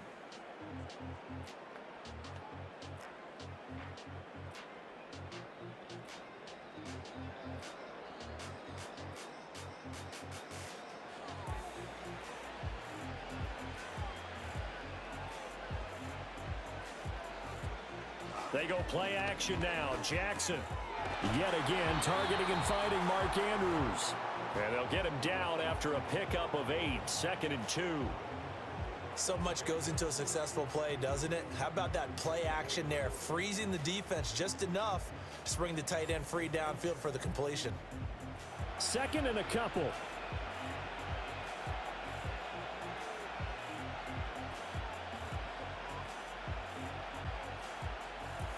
Throwing is Jackson. Throw left side complete. That's Henry. And he'll be brought down at the 21, just shy of the 20 in the red zone. They'll get 3 as the drive continues. It's a first down. Another catch for him there on this drive, Brandon, and it looks like they're going to utilize him out of the backfield any way they can. And that time they pick up a first down. So now on defense, do you assign a man to him and try and cover him before he gets going?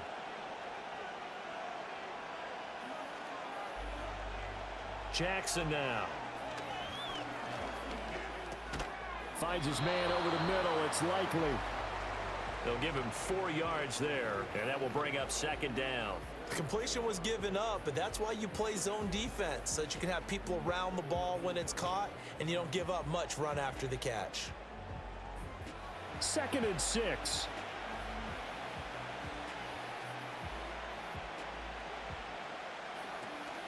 Off the option, here's Henry. And he'll get about 3 as he's taken down at the 14-yard line. I do know from experience that when you slow down someone's running game, you're now doing the dictating on defense. And guess what? Now you're getting ready to tee off on their quarterback because they have to throw it all the time. But you still have to be alert for the draws and other plays of that nature to make sure you don't get hurt.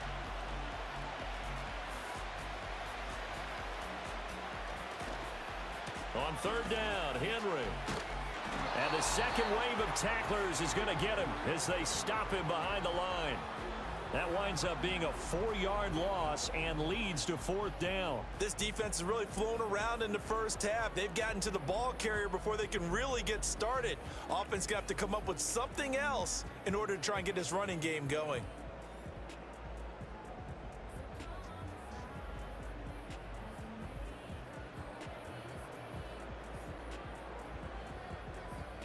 So Jackson will head to the Ravens sideline, and on comes Justin Tucker for the field goal try.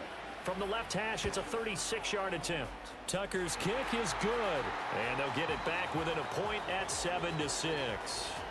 So the margin shrinks there as they get the field goal to draw them a bit closer here in this 2nd quarter. Yeah, nice snap, nice hole. They just want to keep this game close, so give them credit for finishing that one off with 3.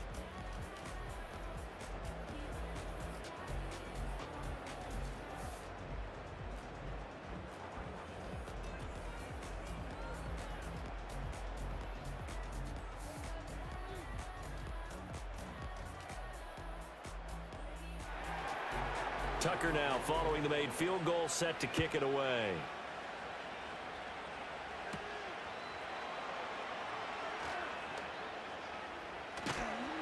And it's a pretty good return here as he'll get this up to the 29. So out come the Raiders for their opening drive, and at the helm in his first year in silver and black, 6th season overall, Gardner Minshew. And he's someone who brings a ton of personality with him, but don't let that fool you. He's more than capable of playing winning football at this level and has actually done so. I don't know if he's their long-term answer under center, but as long as he trots out there, they'll have a puncher's chance and maybe a bit more to compete with any team they line up against.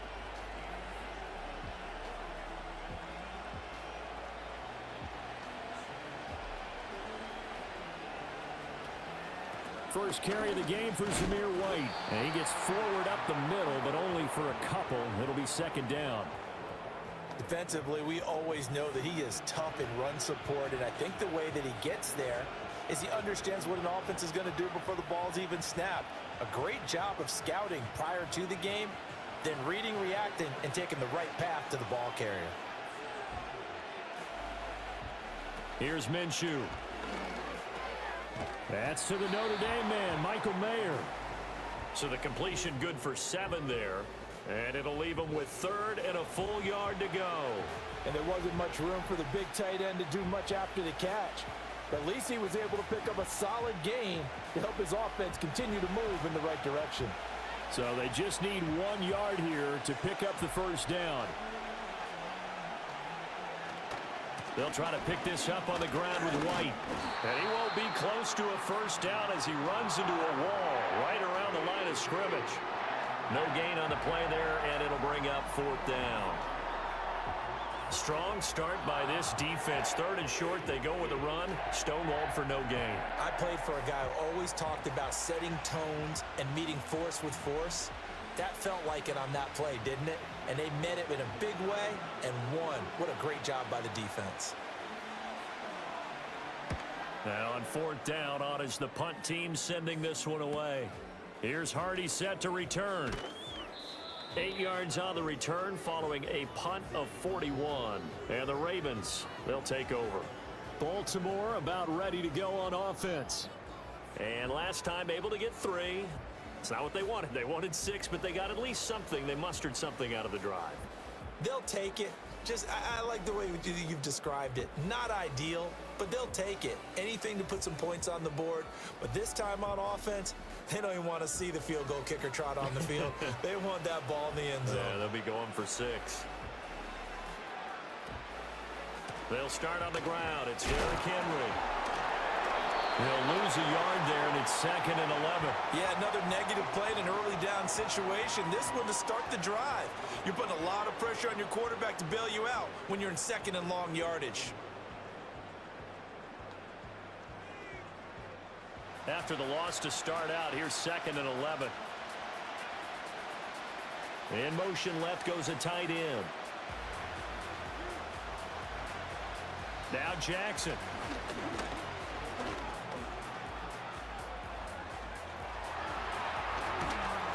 And he'll be taken down, but not before they work it across midfield.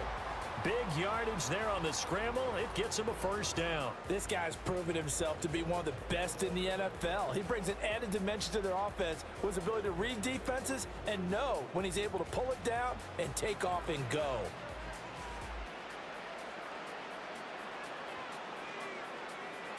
Now it's Jackson.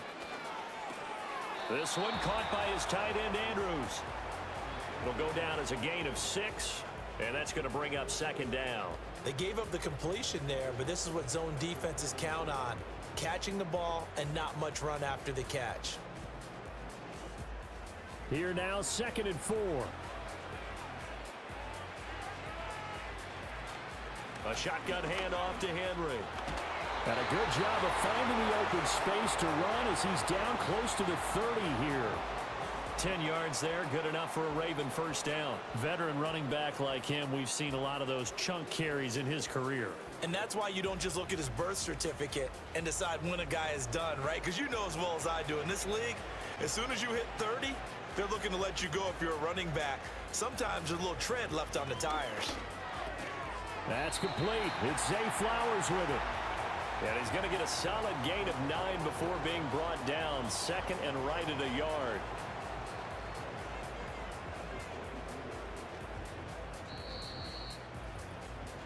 And we've hit the 2-minute mark in this first half of action. 2nd down and a yard.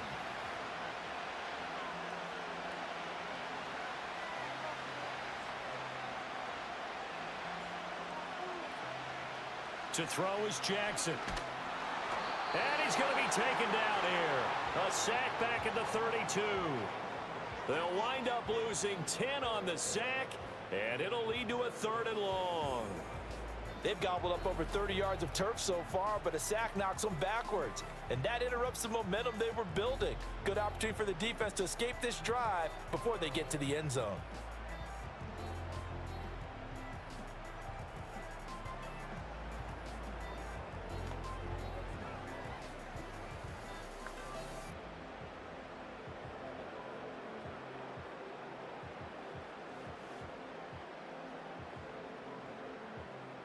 Now after that sack, it's 3rd and long for Jackson and the Ravens. They'll drop to throw.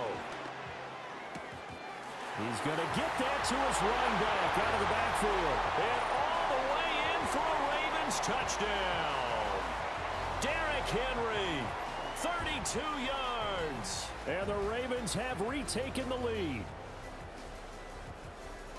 Well, forget about the weapons out wide. He knows he's got another weapon in the backfield in the passing game, Charles, and he utilized him perfectly on that play. And the offense coordinator showed me something on that play, Brandon, because so often during a game, our cameras find them looking down at their play sheets, and you wonder if they're absorbing anything. He had something specific in mind, and he went to it, and it worked well. Justin Tucker for the extra point.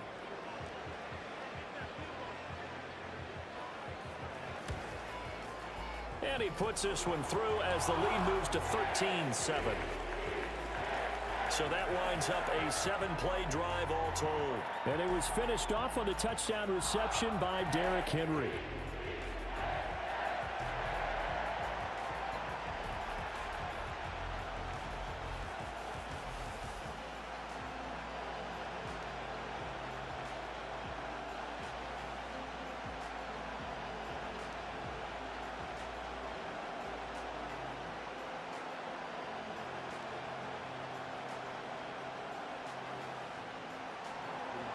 Tucker now to kick it away following the touchdown.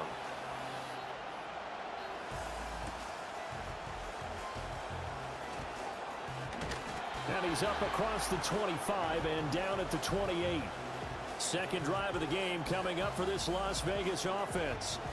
And now with still more than a minute to go in what's been a tight game, you figure we'll try to see them move the ball downfield. And remember, they get the kickoff to start the second half, so this is a golden opportunity for them to go down there and put up a couple of sixes back-to-back. What a momentum swing that would be. Yeah, you might be able to get a 2-for-1 without ever even giving up the football.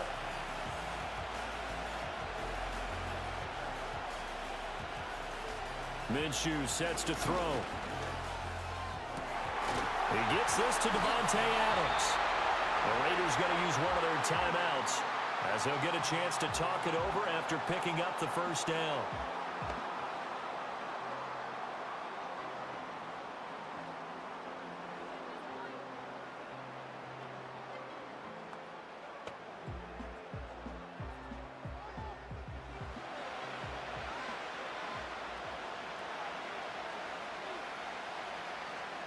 Now Minshew. A short throw, and that's hauled in by Mayer. They'll wind up getting 7 on the play, and it'll be second down. Nice rhythm throw there on first down. He located his tight end, made it a nice easy pitch and catch. Hoping he can break a tackle or two. Wasn't able to do that there, but still good yardage. Second down and 3.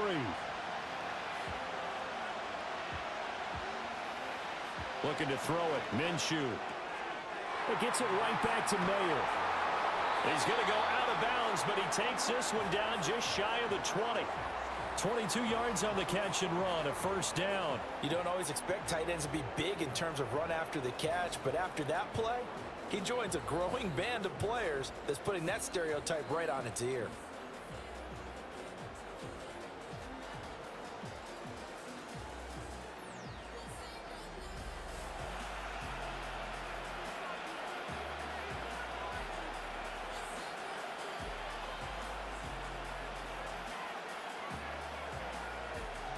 They'll stick with the passing game as he looks to throw. Looking left side, and he's got a man. That's Myers. And he is in. Touchdown, Raiders. Jacoby Myers. A 22-yard touchdown grab. And the Raiders are an extra point away from moving out in front in the final minute of the half. And on that one, able to catch it, also able to have the wherewithal to take it in for the score. And how about the phases of a successful catch and a completion of a play? Look the ball in, secure the catch, and then, of course, the run after the catch that ends up in the end zone.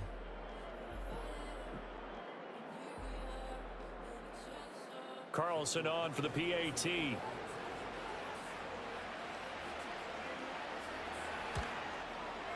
And this puts him on top by a penny. It's 14-13.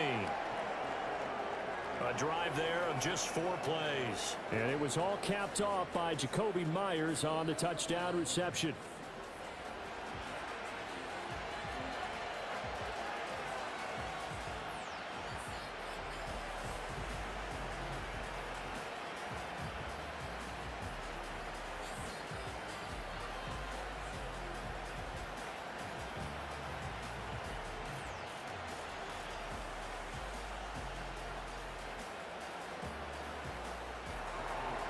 Following the touchdown, ready to kick it away is Carlson.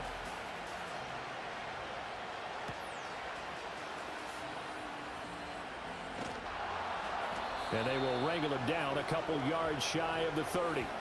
The Ravens offense and Lamar Jackson set to take over once again. And he's done everything you could have asked for coming in. He's spread it around. He hasn't taken many chances. And he's potentially on his way to a big game throwing the football.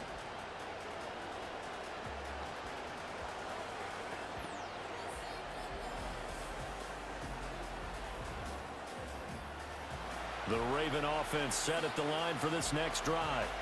And with them trailing, there is still enough time to try to string a few plays together and maybe get in the field goal range.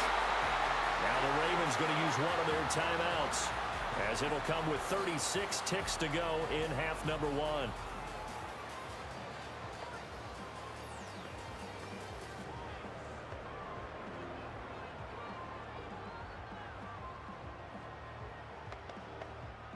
A big hitter to start the drive has him up near midfield here for 1st and 10. And they'll send the tight end in motion. Here's Jackson. A short throw caught by Andrews. The Ravens going to use the second of their timeouts as they'll stop it with a little over 30 seconds to go in the first half of play.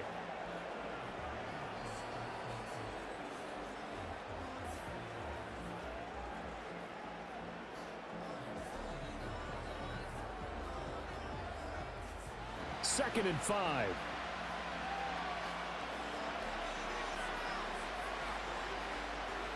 Jackson. And this is into the hands of Andrews downfield. And he'll take it into the end zone for a Ravens touchdown. Mark Andrews, 48 yards. And the Ravens will take the lead here in the final minute of the first half.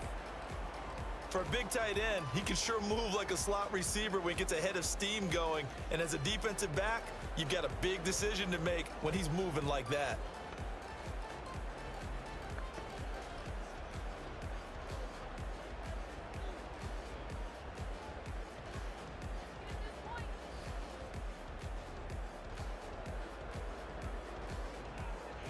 Tucker now for the extra point.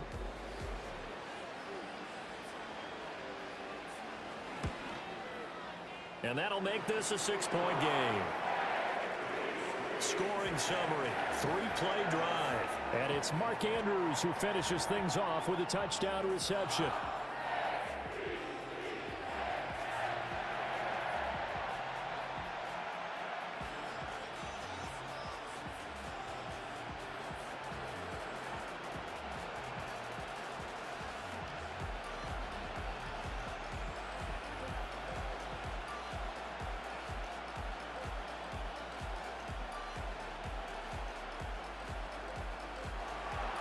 Tucker now to kick it away following the touchdown.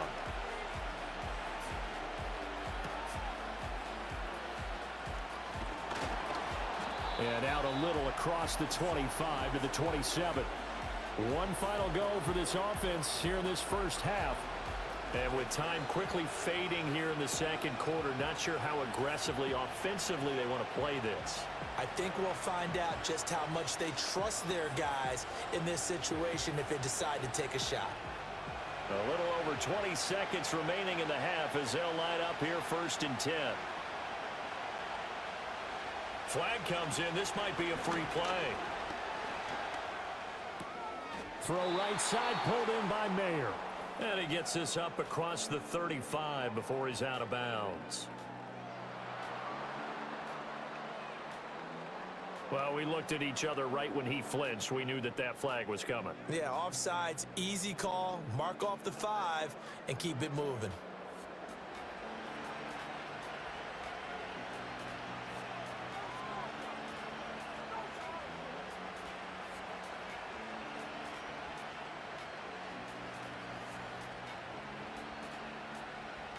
A boost here to start the drive after the penalty. It's 1st and 5. He'll drop to throw. And that will be incomplete with a clock down now to 13 seconds. And that's one of those plays where it's hard to keep two eyes on the football when you know the contact's coming, let alone getting two hands around it, hugging it to your body, and absorbing the hit, even for those big tight ends who you would think could absorb that contact. 2nd and 5 now. Minshew. Open man is the first-round pick, Brock Bowers. And all the way down to the 24-yard line. Now a timeout taken. Perhaps a chance for one more quick play and then another timeout if they hurry. We'll see.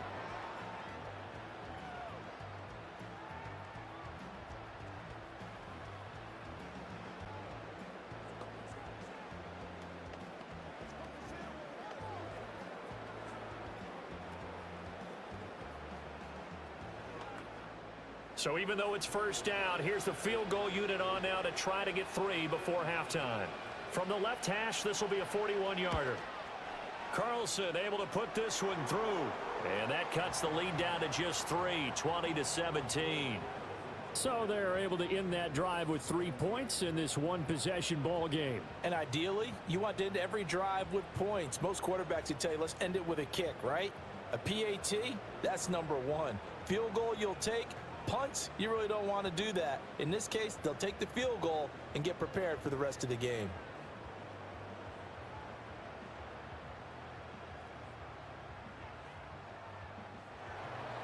So with 3 seconds remaining in the half, they will line up to kick this one away. And not wanting to risk anything here late in the half, he'll just take a knee and they'll bring the football out to the 25.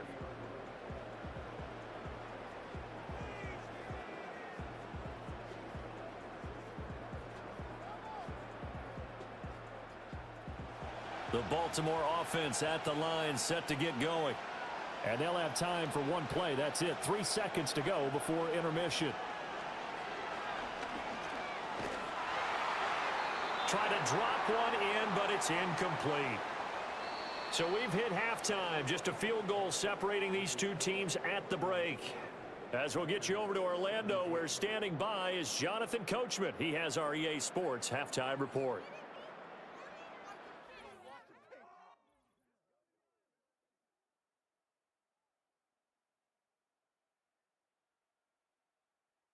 The first half belonged to the reigning NFL most valuable player, number 8, Lamar Jackson. He came on after a slow start to fire 2 second-quarter touchdown passes and give his guys the lead at the intermission.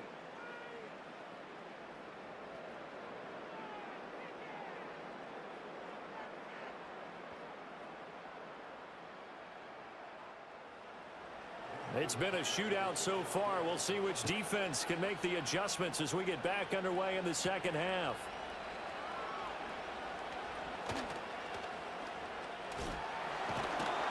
And the kick team down there quickly. They don't have to run as far as they used to, and they're able to stop him before he can even make it to the 15. The Raider offense ready to go here to start the third quarter. Well, Charles, in that first half, we saw a fair amount of offense on both sides of the football, and now the team trailing here will start with it in the third quarter. And we both know this coach pretty darn well, don't we? Because his game planning is always on point. And now that he's getting the ball to start the second half, how about all the offense that you already referenced in the first half? He'll put that all together and come out with something really strong, I believe, to get things going here in the third quarter. That's caught by Myers. And he'll go down, but not before getting this inside the 30. 36 yards on the play. That's a great job of working the sideline right there. I love how he tracked the football the whole way. Just reached up and pulled it in. Had excellent field presence to understand where he was in order to make that play happen.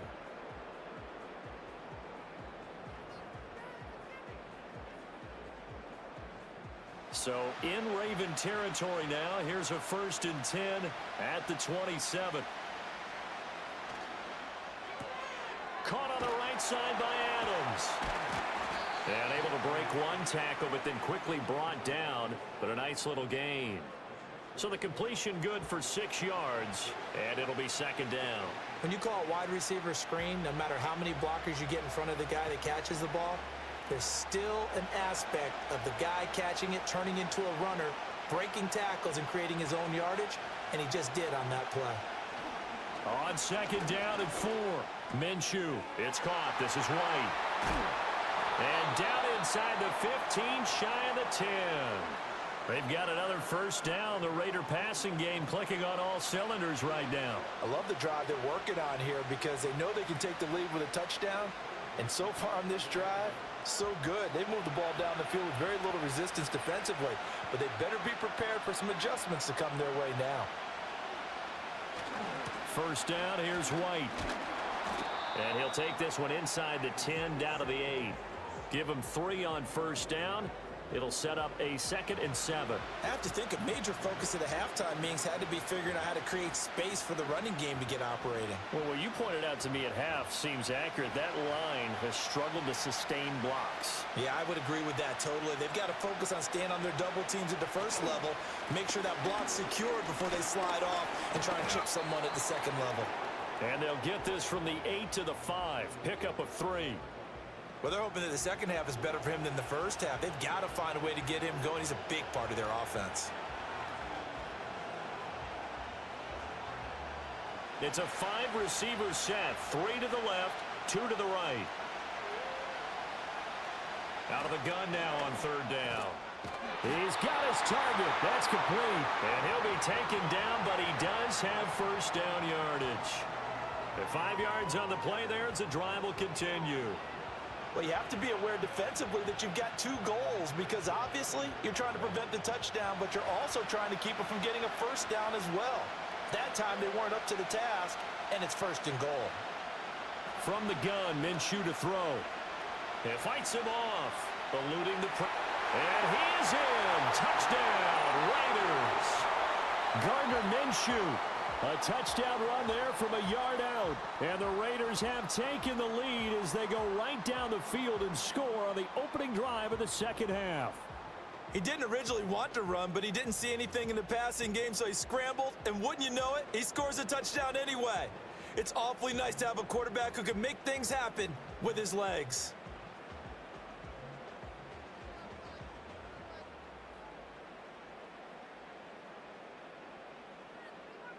Carlson now to add the extra point.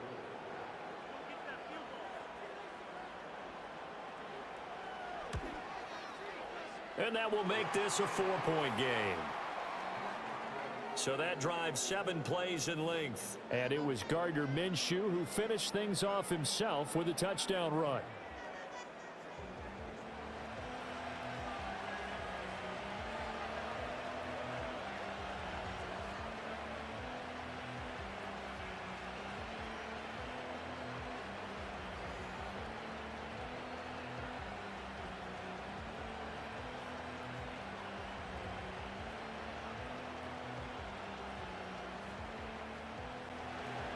Following the touchdown, ready to kick it away is Carlson.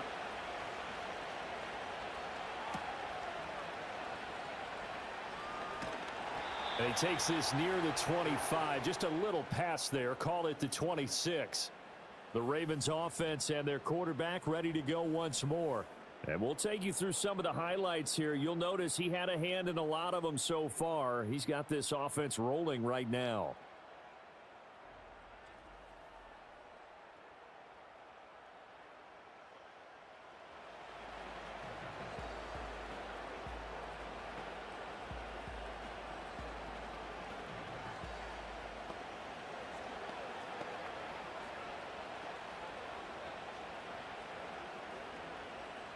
The Raven offense set at the line for this next drive. And, Charles, it feels like we're set up for a good second half here. Came out of the locker room, 1-score game. Now the lead has already changed hands. Well, this offense, they've got an opportunity right now to take that lead right back. Yeah, and it feels like you're going back and forth almost a little bit like a tennis match, right? And we're just already know our heads just keep moving. Which side has it? Which side's going to score? How are they going to go out doing it? A little bit of a challenge for each side trying to match each other. From the 34-yard line, here's second down and 2. Off the play fake, here's Jackson. Over the middle, complete. That's Flowers. And he slips up past the 45 before being tackled. Second catch for him today, and it'll wind up a first down. Second and short, that's a rundown, so it's definitely a good time to go play action if you're feeling it. And they do so and pick up a first down. Back-to-back good plays have them on the move on first down. Jackson. And that is incomplete. Oh, the coverage a little too good there, and it's second down.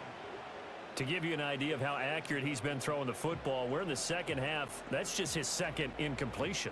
Well, if he's that locked in, that means everyone's locked in, because to me it's like throwing a no-hitter in baseball. The pitcher may get the credit, a lot of people making plays behind him in the field. Jackson now. To the right side, into the hands of Flowers. And able to break one tackle, but then quickly brought down. But a nice little gain.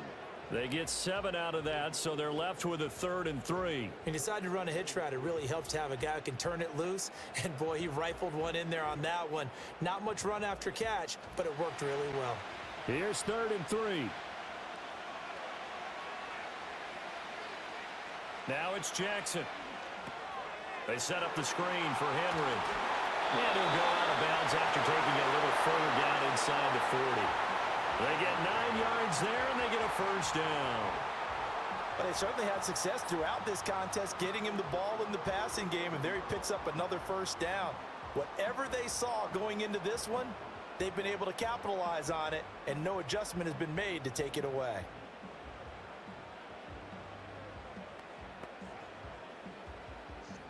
Line of scrimmage, the 37 on 1st and 10.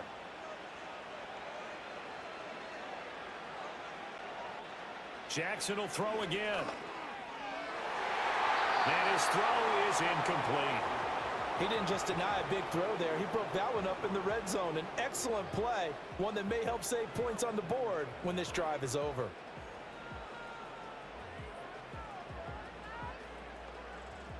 Third quarter of a tight football game as we come up on a 2nd and 10.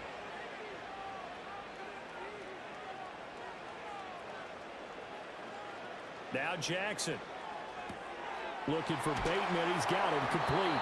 And he's going to have another first down as the tackle comes at the Raiders' 24-yard line. 12 yards to pick up there. Good for a Raven first. And when you're playing a quarterback with some experience and some moxie, you enter the danger zone when you decide to blitz him, because if he's able to diagnose as he did on that play, he can hurt you downfield. He reads defenses so well, doesn't he? He really does, and the best part about that play for him, I don't think that was his primary target. I don't think so either. I think he had the read, figured out where the blitz was coming from, and went to a secondary target for a really nice game. The completion, but they go in the wrong direction. A loss of yards, and now they're dealing with a 2nd and long. Let's just make this one simple. Could he be any more open than he was on that play? Yeah, they lost him going to the outside. Hard to believe, because you go through your accounting on each and every defensive snap. Who's got who, what defense you're in. That was totally a blown coverage. That one into the hands of Flowers. So the completion good for just 3. And that's going to lead to a 3rd and 11. An ex-teammate used to tell me all the time, I hate experienced quarterbacks, because no matter what, you really can't hide what you're doing. And I think that right there, he knew right away where the blitz was coming from, where his primary guy was going to be, and he ended up going to a secondary target for a nice game. I was just going to ask you, that wasn't the primary target. He's so good at that, isn't he? I think he knew right away that he wasn't going to get to his primary guy. I think he read that as soon as he got to the line of scrimmage, knew where the pressure was going to come from, and said, I know how to beat that, and that's what he did. And he'll be stopped short of the first down, right around the 18-yard line. Pretty solid gain of 7 yards that time as he scrambled, but now they face a 4th down. Like any team playing, they're looking for touchdowns to try and help their cause. But in this case, he does get them a little closer at least if they think a field goal turns out to be the better call here. So Jackson will head to the Ravens sideline, and on comes Justin Tucker for the field goal try. From the right hash, it's a 35-yard attempt. Tucker's kick is good, and that'll bring him back within a point. So that one is his 3rd of the game. Now, if you're wondering, that's only halfway to his career high, as he once had 6 field goals. Brandon, but 6? Let's hope we don't get that again, please. Can we see a few touchdowns here and there? That'd be nice.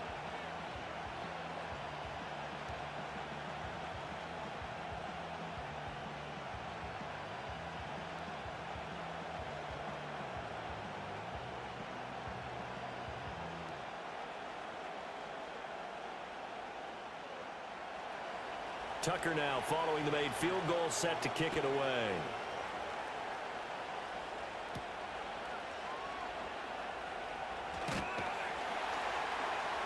And he'll be stopped up at the 25. Here's Las Vegas ready to take the field.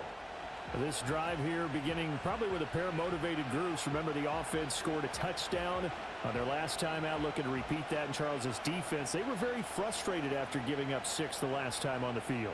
And frankly, it's just a battle of wills in a lot of ways, because you know they're both motivated, they both game plan for this drive, and they both have specific outcomes in mind. To me, it just comes down to who can execute better and which side can step up and assert its will over the other. This is Alexander Madison out of the backfield with it. And they're able to get this one across the 35. The drive starting with a first down, 11 yards on that pickup. Good route, good pickup for first down yardage, and that is a tough one to cover, the angle route, because a running back getting out of the backfield, if you're trying to cover that, especially if you're in the linebacker spot and you're seeing this play develop, he heads out towards the flat first, and that often gets you to overcommit running in that direction. Then he cuts back up inside you into the middle of the field. That's what we just saw there for a nice pickup. In on the stop, the former Georgia Bulldog, Roquan Smith. Well, from an offensive perspective, that was a tough run because he only picked up 3 yards. But let's flip it over to the defensive side. They now have the advantage. 3 3-yard gains, that means they're punting the ball likely on 4th down. That's what you're looking for when you're playing defense. And they're not going to get to the line to run another play. So we will switch ends as the third quarter has come to a close. You're watching the NFL on EA Sports.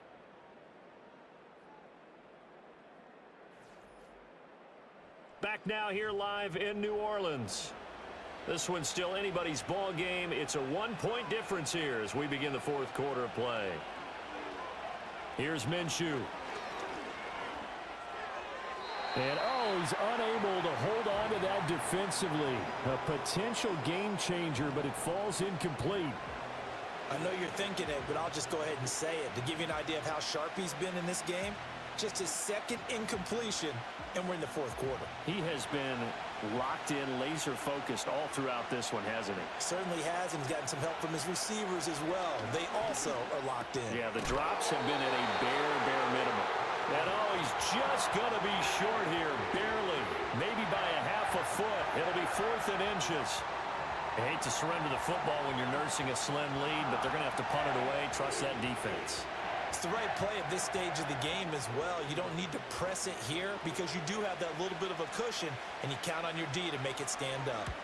And here's a very low-line drive, almost whiffed on it. And a fair catch signaled for and taken just outside the 20-yard line. The home team's offense and Derrick Henry set to take over once more. And he's had his fair share of troubles in this one, unfortunately. This defensive front has wreaked havoc throughout the contest, and he hasn't been able to create enough space to make something positive happen to this point.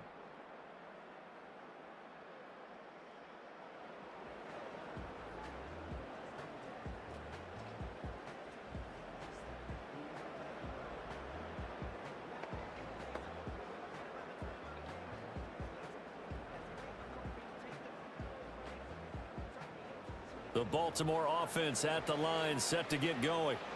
Their defense accomplished step one of the mission. They forced the punt. Now they'll look to erase that deficit and take a fourth quarter lead. That's some good hard running there as he'll push his way forward for about 5. Brandon, 5 yards on that run. Let's get back to the huddle and make sure if you're a back, you spend time with your offensive line and give them credit. Hard to move those 300-plus pounders at the line of scrimmage, and they did for a significant chunk of yardage.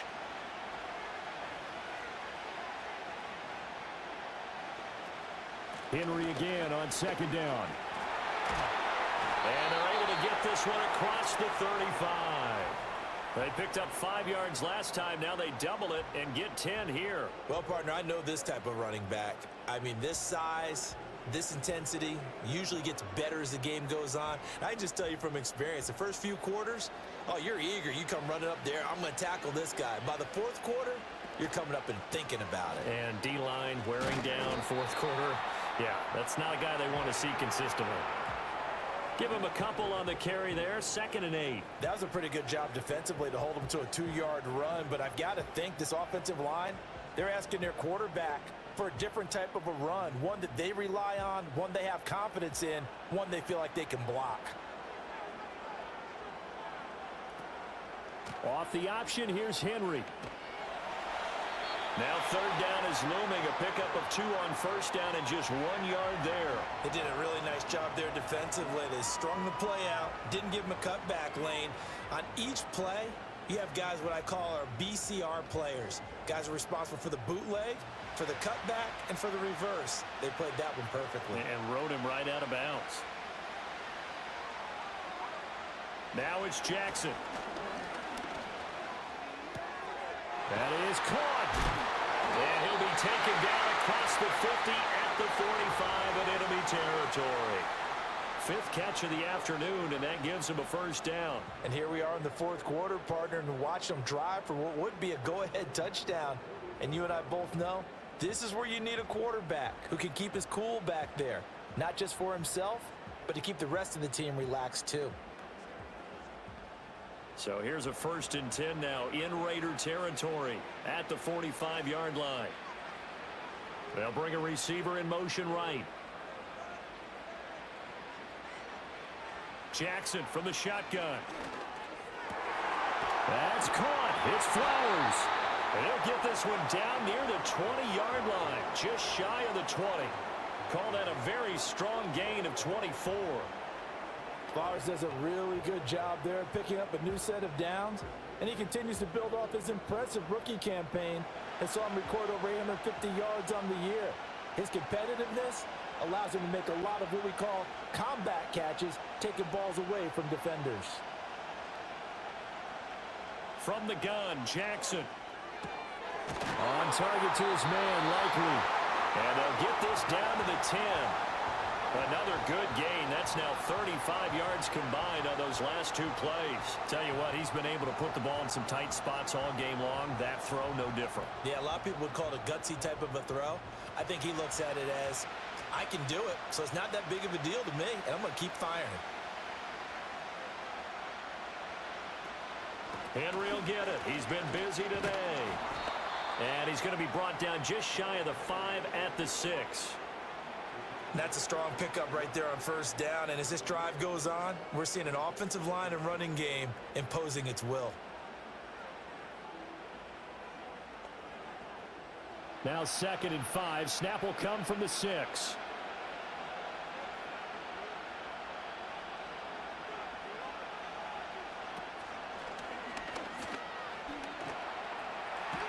And he is into the end zone for a Baltimore touchdown.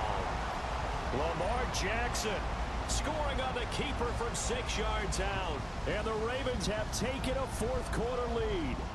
Well, that was all Lamar Jackson all the time on that drive, both through the air and in the end with a touchdown run. Yeah, how about him doing things a little bit on the reverse side there, Brandon, because he softened him up throwing the football and opened up the running lanes. And when he gets a little bit of a sliver, he's gone. And that's exactly what he did there.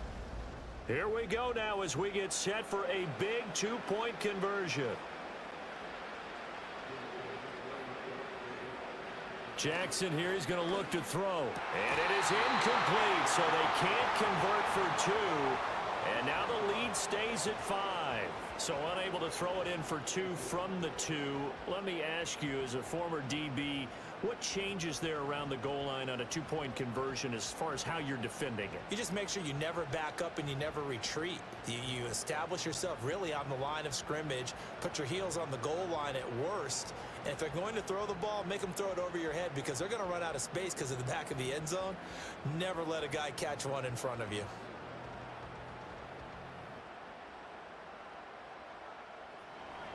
Tucker now to kick it away following the touchdown.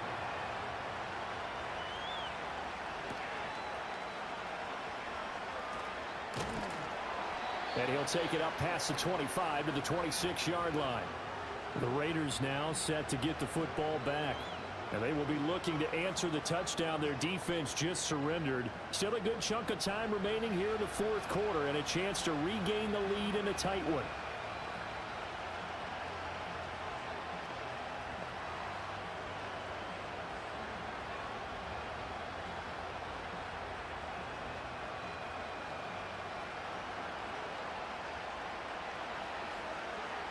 Looking to throw it. Minshew. Throw out left, caught by Mayer.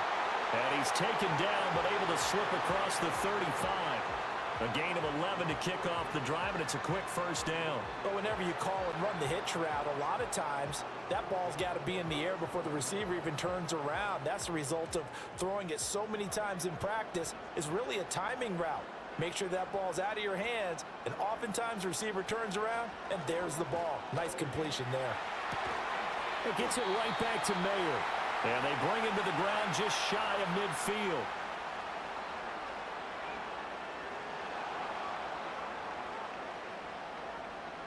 So the PI decline, and that'll give them a fresh set of downs. And when you scout tight ends, one thing you want to know, just how strong they are. And we saw it in evidence there. He was able to fight through all the contact and still secure the football.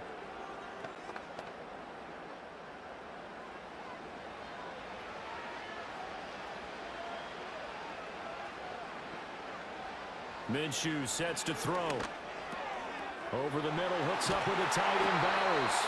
And he's corralled, but not before getting it inside the 35. Another big hitter there. This one good for 18. Well, so far, little to no resistance by the defense on this drive alone. 3 passes, 3 completions, 3 first downs. They're taking it to him, and it's paying off.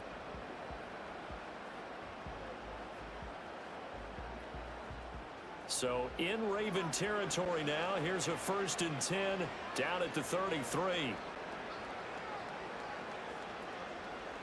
Now Minshew. And that went to the right side and incomplete. And not a common sight, at least on this drive. A momentary setback, though, for this passing game that has been moving well this series. Good thing for them, though. Still 2 more downs to connect and try and pick up another first down. 2nd and 10.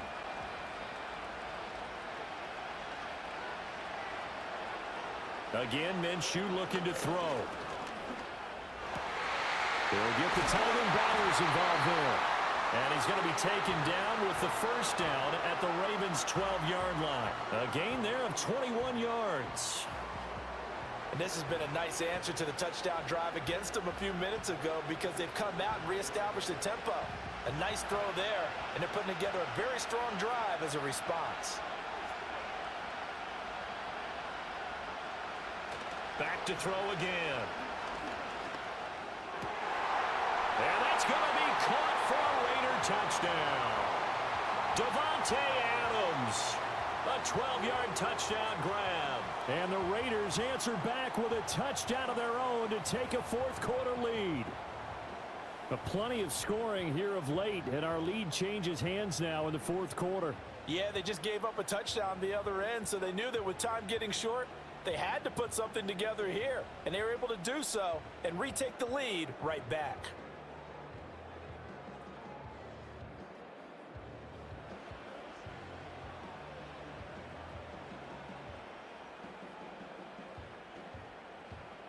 So now an extra point doesn't help much. They'll try to go for 2 to make the difference a field goal, and they can lead it by 3. And Minshew will throw for it. And he'll get into the end zone. So now a field goal would only tie as they've upped their lead to 3. So they make the decision. They want a 3-point lead versus a 2-point lead, and they got it. Yeah, at this stage of the game, it seems like the exact right thing to do. Put a little pressure on your defense, but the biggest thing now is you're making the other team chase you.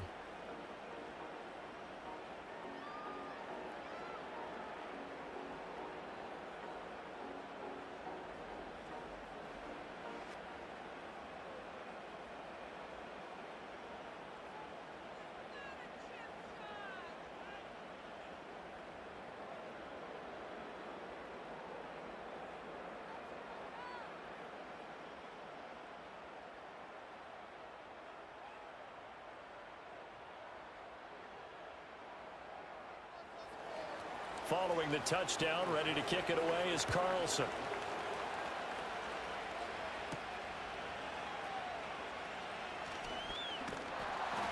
And he'll go down as this drive will start at the 25-yard line.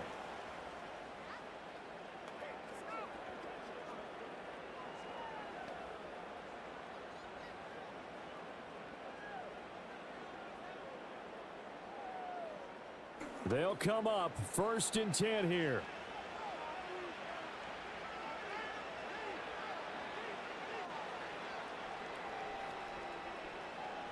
Throwing, Jackson. Connecting with Andrews. And he's going to get a good gain of 9 here up to the 34. Not in a position where they absolutely have to rush right now, but they definitely have to pick up the tempo a bit.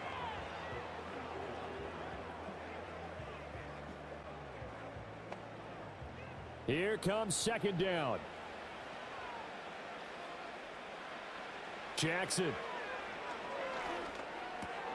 He's got Henry, and he's going to get out of bounds with the first down. So that's going to double their pleasure for sure. They get the first and save a timeout. Well, they got the yardage they needed there, picked up the first down, got out of bounds. How about the urgency that they have, as well as the understanding where they are in the field?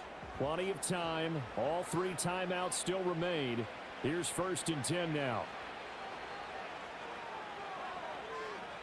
Jackson. He's got his man downfield. That's Bateman. And he has a big gain inside the 40 before being dropped. He has been terrific today, hasn't he? Yeah, absolutely. Running flawless 2-minute drill right here. This has been quarterbacking 101 with a flourish. This is 1st and 10. Jackson to throw. And that'll be caught by the big tight end, Andrews. And they'll have it in the red zone before he crosses over out of bounds. Absolutely ideal there. Get a good size play, get out of bounds. Well, you saw the coaching there. That is taught and it is emphasized. Get out of bounds, understand your situation, as well as just understanding the game. Here's 1st down. Here's Jackson. Oh, this one incomplete. The pressure got to him as he released it. And it's 2nd down. Whew, that's certainly not the worst thing. It stops the clock and lets your offense catch its breath and lets us exhale a little bit. Now I expect them to call a couple plays in the huddle, so they're ready if a tackle happens in bounds. Just over 50 seconds remain. Here's 2nd and 10. Now Jackson. Finds his man over the middle. It's likely. Now the Ravens going to use one of their timeouts as they get the stoppage with just under 50 seconds remaining in the 4th.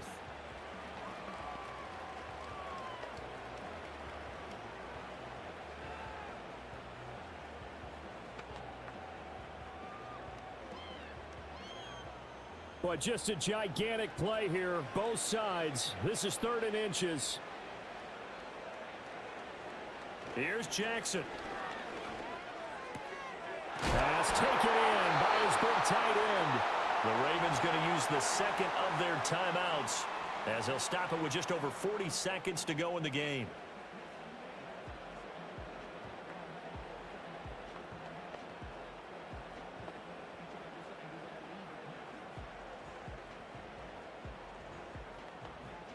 Here we go, 1st and goal.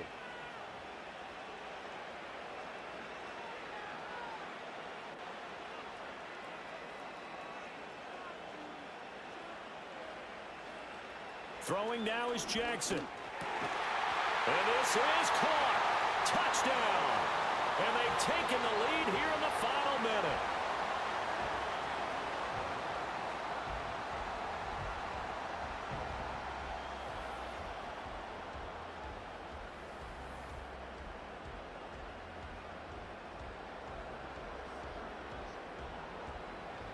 What a game this has been, and what a drive that was, Charles, to take the lead here late in the 4th quarter.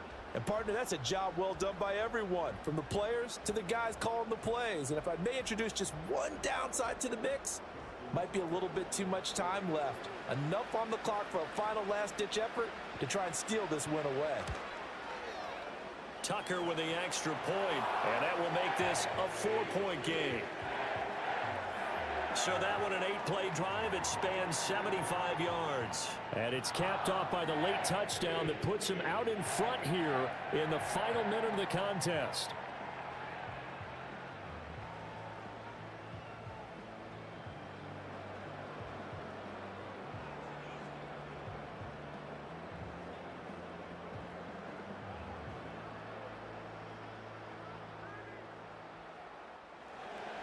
Tucker now to kick it away following the touchdown.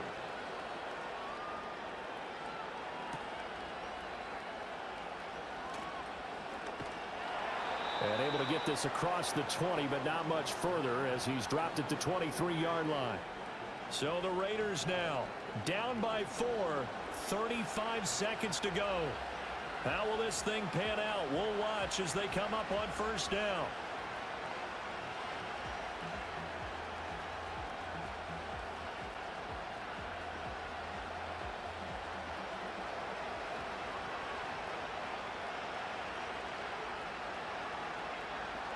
Minshew. He has Mayer complete. The Raiders going to use one of their timeouts as they'll stop him with a little over 30 ticks to go in the football game.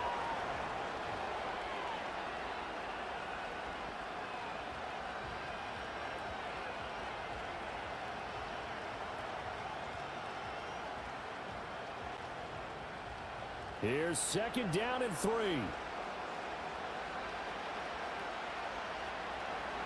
Now Minshew. Throwing the out route incomplete. It's Bowers. And he will manage to get out of bounds here with the first down as they stop it with 27 seconds. They got exactly what they wanted there. Out route, catch, get out of bounds, stop the clock. And I have to criticize defense here because you know the situation. You want to keep them inbounds and have the clock run. So I'm sitting on the outside portion of the field and not letting them throw an out route. Throw anything inside and I'll make the tackle. An out route? That's not the way you're supposed to play it. They still got 2 timeouts. Got to start using them, don't they? You absolutely have to. You save them for this situation, but you have to use them. Now the Raiders going to go ahead and use the 2nd of their timeouts as they'll stop it with 11 seconds remaining in the ball game.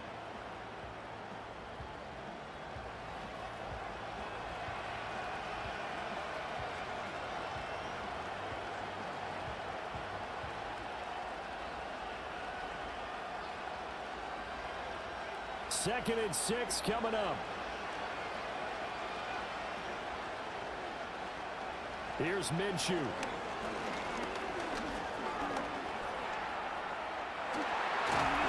he'll work it across midfield inside the 45.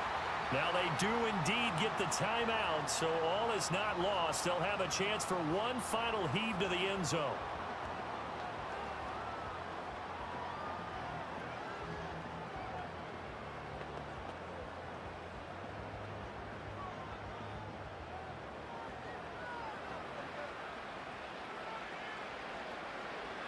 One final shot. They'll look to throw.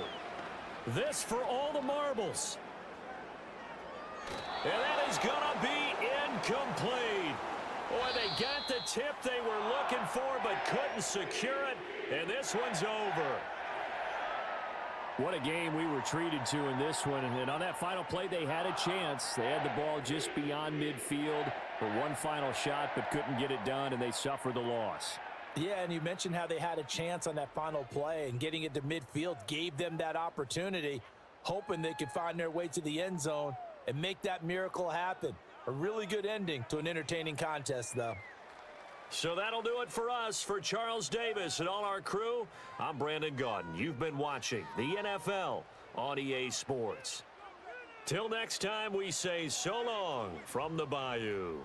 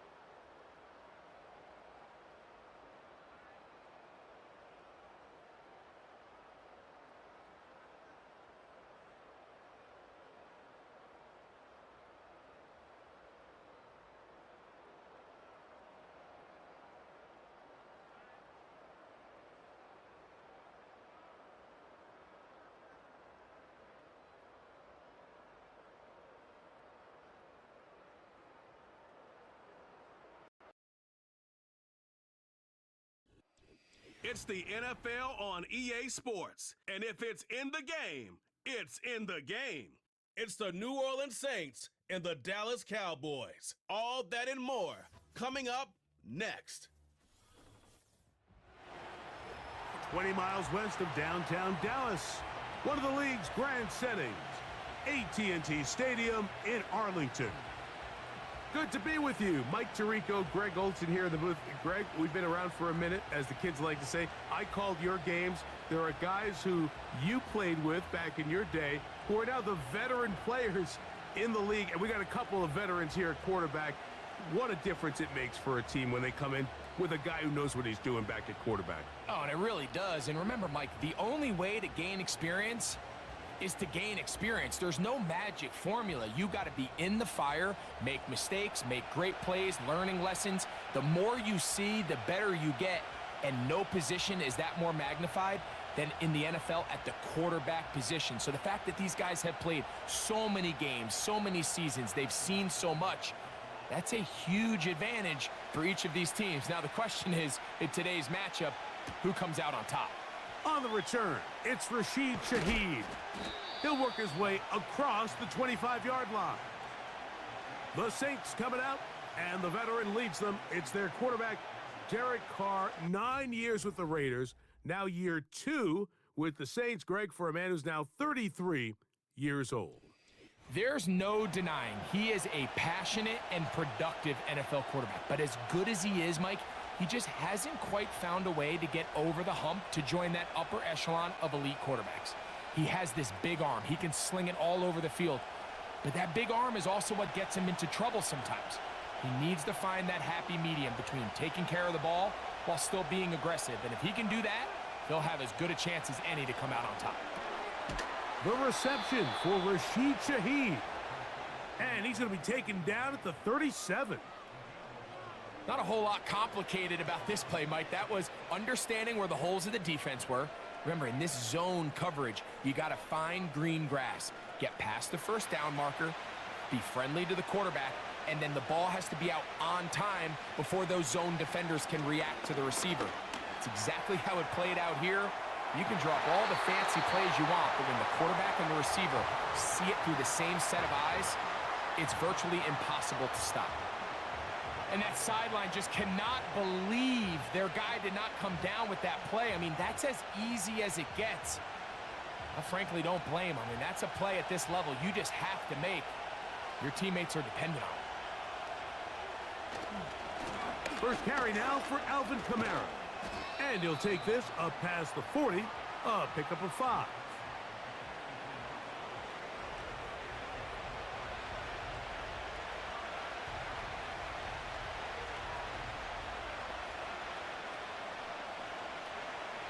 Here now, 3rd and 5.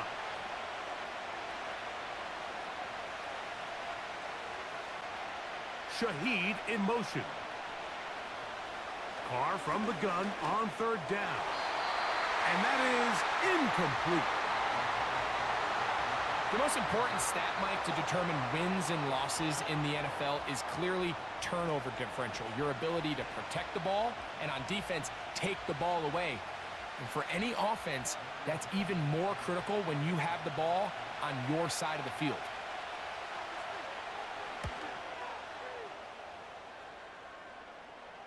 Now, fair catch, and he'll take it at about the 24-yard line. Cowboys coming out. As usual, it's Dak Prescott leading the way. Led the NFL in touchdown passes, Greg, a season ago. Already his 9th year at the helm for the Cowboys. There aren't many quarterbacks in this league who come under the microscope as often as this guy does. I mean, he isn't perfect by any means, but you can certainly do a lot worse than having him lined up as your guy leading your offense. He has the athleticism to bail himself out of bad situations, but also the arm talent to make every throw on the field. So as long as he protects the ball, that's been the biggest thing in his career. If he can do that, man, he's as good as they come in this league. And he's brought down after a gain of 6 on 1st down. The drag route, we used to say this is day one install. Every single offense in the NFL has this sort of route especially for the tight end position. And depending on the speed and the run after catch ability of the tight end, sometimes it can lead to some of the biggest gains. He's got the open man. That's Jalen Tolbert. And they will bring him down on the other side of midfield. These are the chunk plays they thought they could get here against this pass defense. They thought the passing game favored their offense in this matchup, and I think we can expect this to be the case the rest of the game.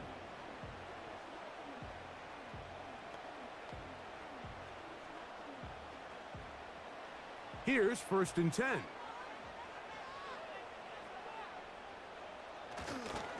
Now, man, back for his second go-around with the Cowboys. Ezekiel Elliott. And a nice run there on 1st down, getting 8. Setting up 2nd and 2.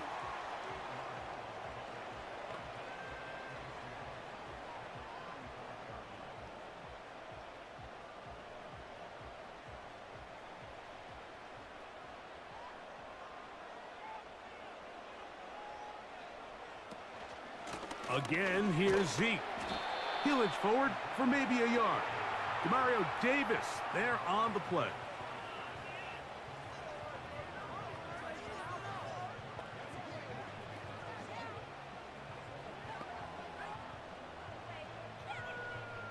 They'll look to pick this up 3rd and a yard.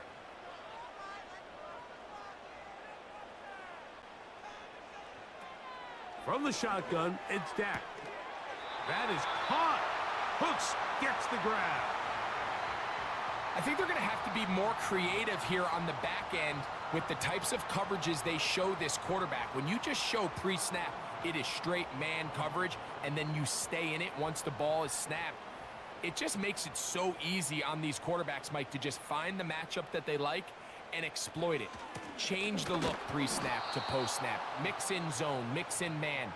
They got to make it more challenging on the quarterback going forward. The speed and the get-off by the big interior defensive tackle, Mike, I mean, he got through there so fast, he almost took the handoff himself. Last play went the wrong way. It sets up 2nd and long. It's 2nd down and 12. A shotgun snap for Prescott. Toward the sideline, that's pulled in by Lamb. These are the play calls, Mike, that offensive coordinators use to just get their quarterback and their passing game into some sort of rhythm. Easy pitch and catch, get the ball out of his hand, see a completion. These typically, as the game goes on, lead to bigger and bigger gains. On 3rd down, Prescott. Now a screen set up for Elliott. And a good job here defensively. They did not let him get away. He's well short of the 1st down marker. I think this is one of those plays that when the ball carrier watches this back in the film room tomorrow, he's going to be a little frustrated with himself. If he could just have made that one guy miss, he picks up the 1st down. Instead, he gets brought down short of the sticks, and now they got a 4th down decision to make. Aubrey's kick is good.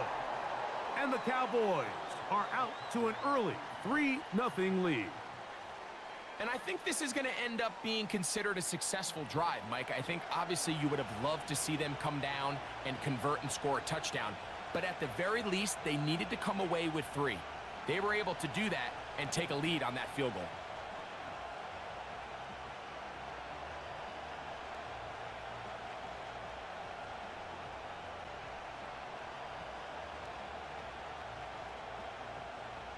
So after the field goal to open up the scoring, the kicker's back out for this kickoff. Here comes the all-pro returner from last year, Rashid Shaheed. And he'll be brought down right around the 25-yard line. The Saints offense ready to see the football for the 2nd time. This one has been tight so far. A field goal separating the two sides as this drive kicks off with 1st and 10.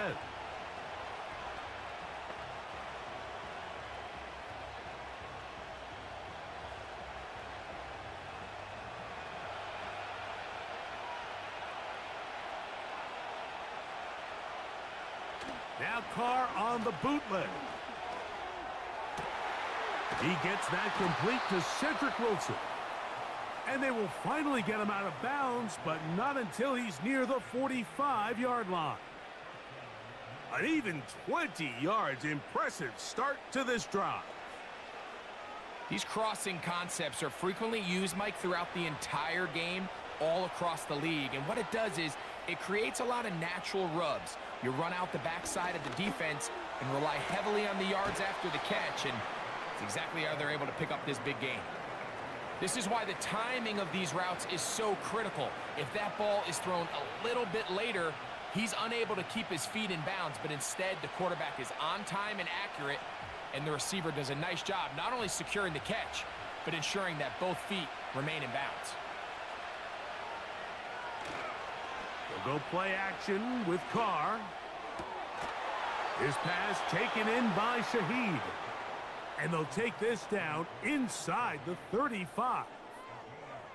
We spent so much time talking about these receivers. How fast do they run, Mike? How high do they jump? But so often, the guys that have the most success in the NFL, it's the mental part of the game. It allows them to create separation, find soft spots in the defense, attack defenders. It's exactly what he's able to do here, and really nice connection.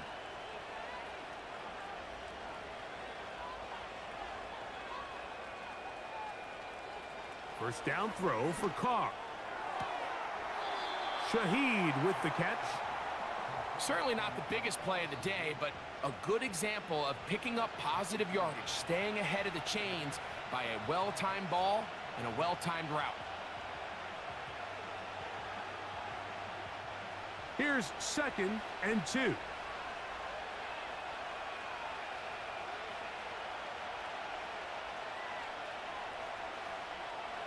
Here's Carr throwing from the pistol. And that's going to be incomplete. Coverage was good that time. The contact jarring the ball loose and forcing 3rd down. Chris Olave, the intended receiver. And it's going to be 3rd down.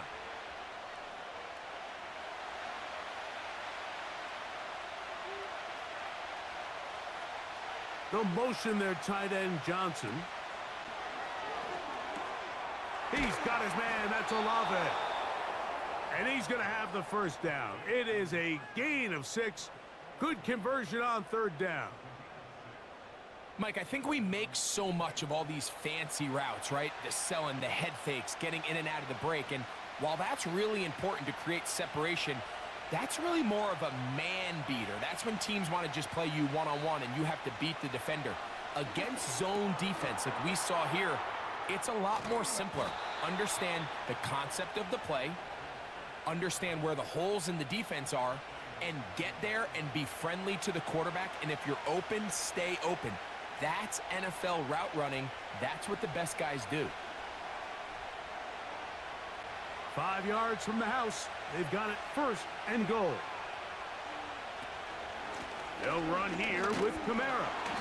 And he'll plunge forward to the 2. Setting up 2nd and goal.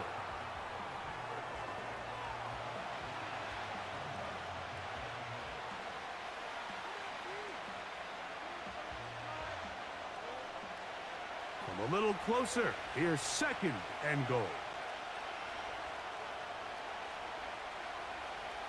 Here's Carr. That is caught, and he's in.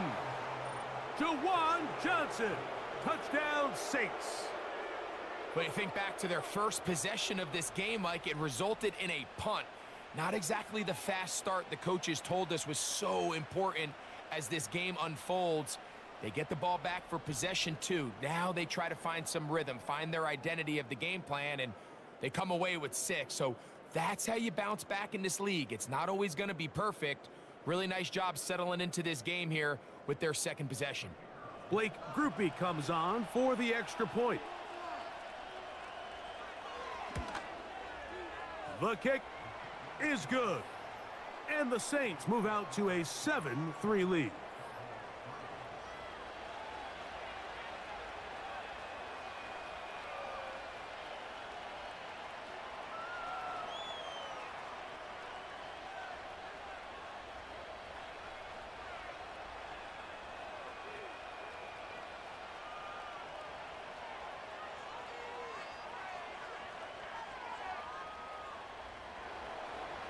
The kickoff team is out on the field, and we're back to it as the kick's away. The return starts at the 13. Good return here. Brings it up to the 33-yard line.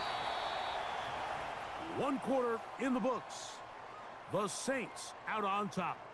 We're back to Arlington in a moment.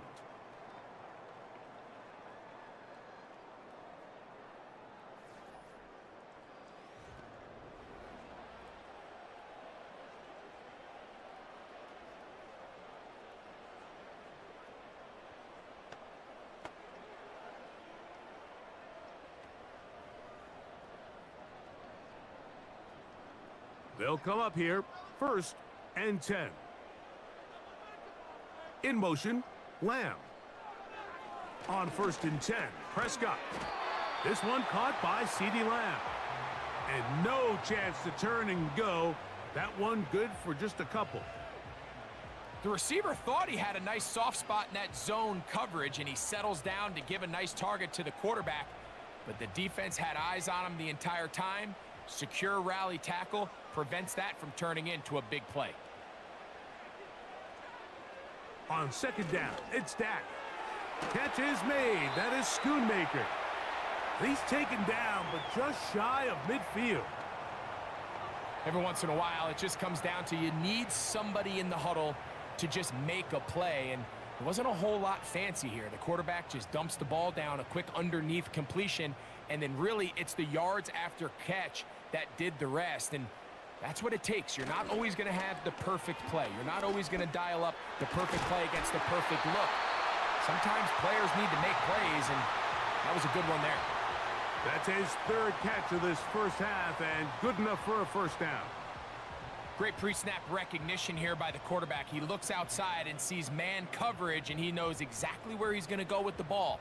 Now it's up to the receiver to create separation at the top of the route. Ball's on time, great placement, nice big pickup. Again, Prescott to the air. He's got it at the 7. And he's going to be out of bounds, but they're going to mark him inside the 10-yard line. That's catch 3 just on this drive. And it gets his team a 1st down. I love the way the ball's been moving around to different guys this drive, Mike. I mean, it really keeps the defense guessing and off balance. And now this defense is going to have to figure out how to keep this offense out of the end zone because it's 1st and goal. And he will get into the end zone. Dak Prescott, touchdown, Dallas. The defense comes up with the coverage, but they cannot keep up with the speed as the quarterback scrambles to the end zone for the touchdown. And down here in the red zone, Mike, is where I think a quarterback's legs can be the most dangerous. The defenders are trying to match backs, match tight ends and receivers, but often it's the quarterback that has no one assigned to him, and in this case, he's able to capitalize and run it in himself. Brandon Aubrey now for the extra point.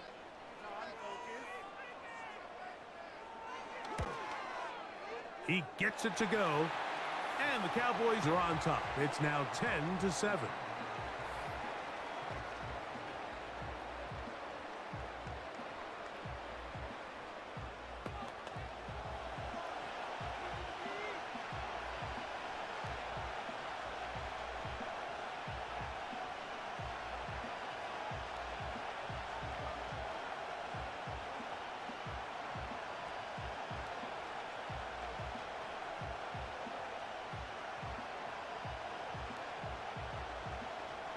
Both teams ready to go once more as the kick's away. Shaheed now to return it. And it'll be brought down past the 25. Decent field position to start this drive. Now out comes the New Orleans offense. They're ready to take over once again. We'll try to establish some tempo as they start this one with 1st and 10.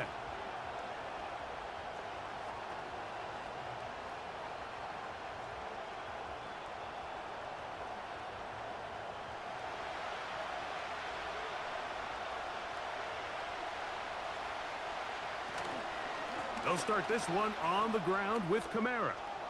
Up the sideline to the 40. And he's going to be taken down on the other side of the 50-yard line. This is a combination of footwork and vision, his ability to kind of weave through traffic and understand where the holes were. It's a really nice job working through some bodies and picking up a big gain. 1st and 10.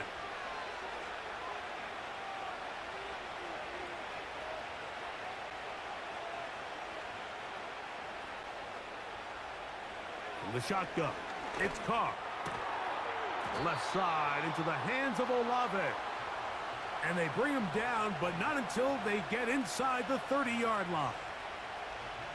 Well, so often we see quarterbacks standing in the pocket, holding it, seeing if they can create something downfield. Well, not that play. That play was simple. Snap the ball to the quarterback, spit it out into the hands of your receiver, and let's see what he can do.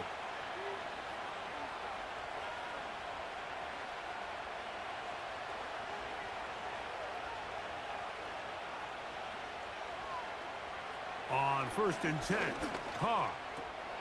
That's caught over the middle by Johnson. And he's close to another 1st down as he's brought down just shy of the marker.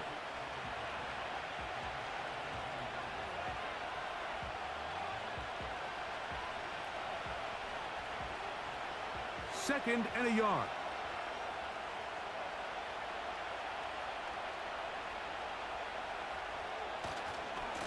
On the give, this is Kamara.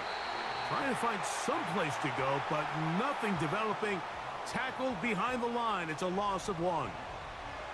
How often do we see linebackers be so fast trying to track down the ball carrier that they end up actually overrunning the play and allowing the running back to cut back? But not this guy. Does a great job staying in phase, stretching this ball out sideways, and he brings them down for a loss.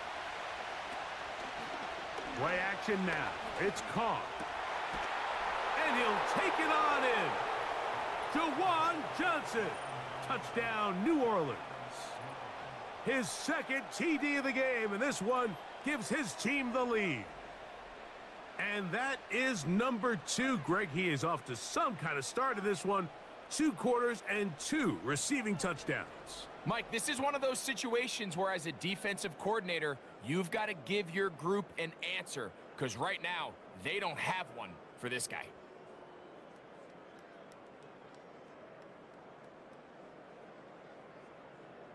Groupie now, on for the extra point.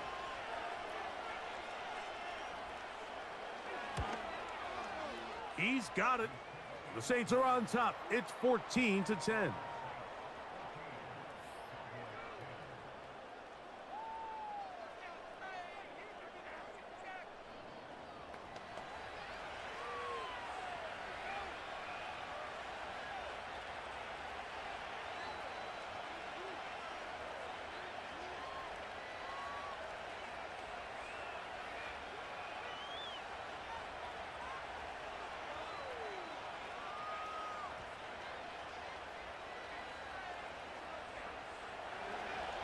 The kickoff team is out on the field, and we're back to it as the kick's away.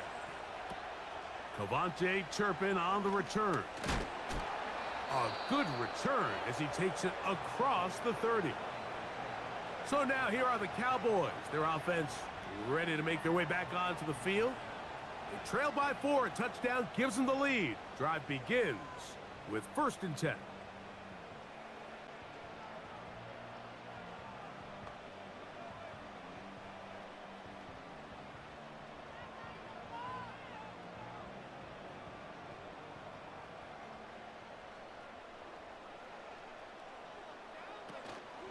On play action, here's Dak. This one downfield, complete to Cooks. And he's taken down inside the opponent's 35. Those are the explosive pass plays that this team is going to continue to mine all day. And you can see pre-snap, the quarterback loved his matchup. He allowed his receiver to work downfield. Perfect throw, and now sets them up to try to see if they can finish this drive off with some points.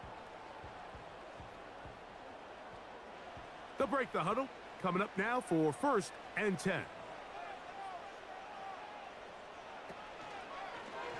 Now Prescott going to make the read and keep it himself.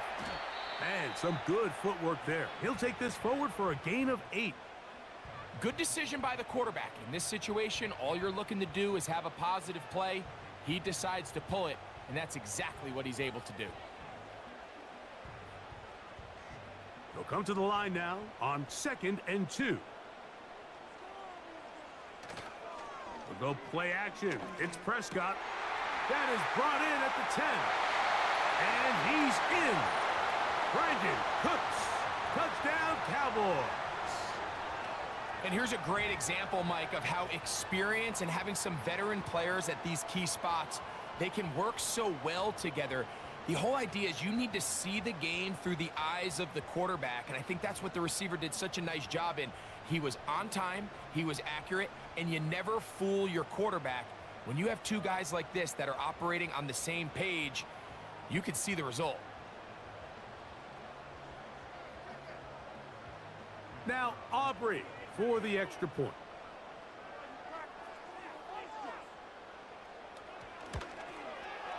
He's got it. The Cowboys move out to a 3-point edge, 17-14.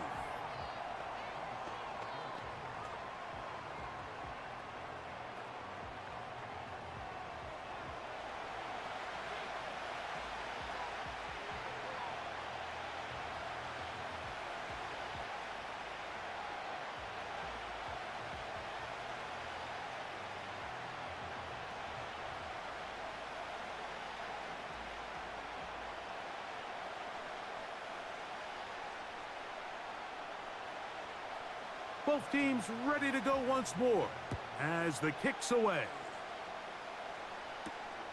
Shaheed now to return it. And he'll be brought down just beyond the 25-yard line.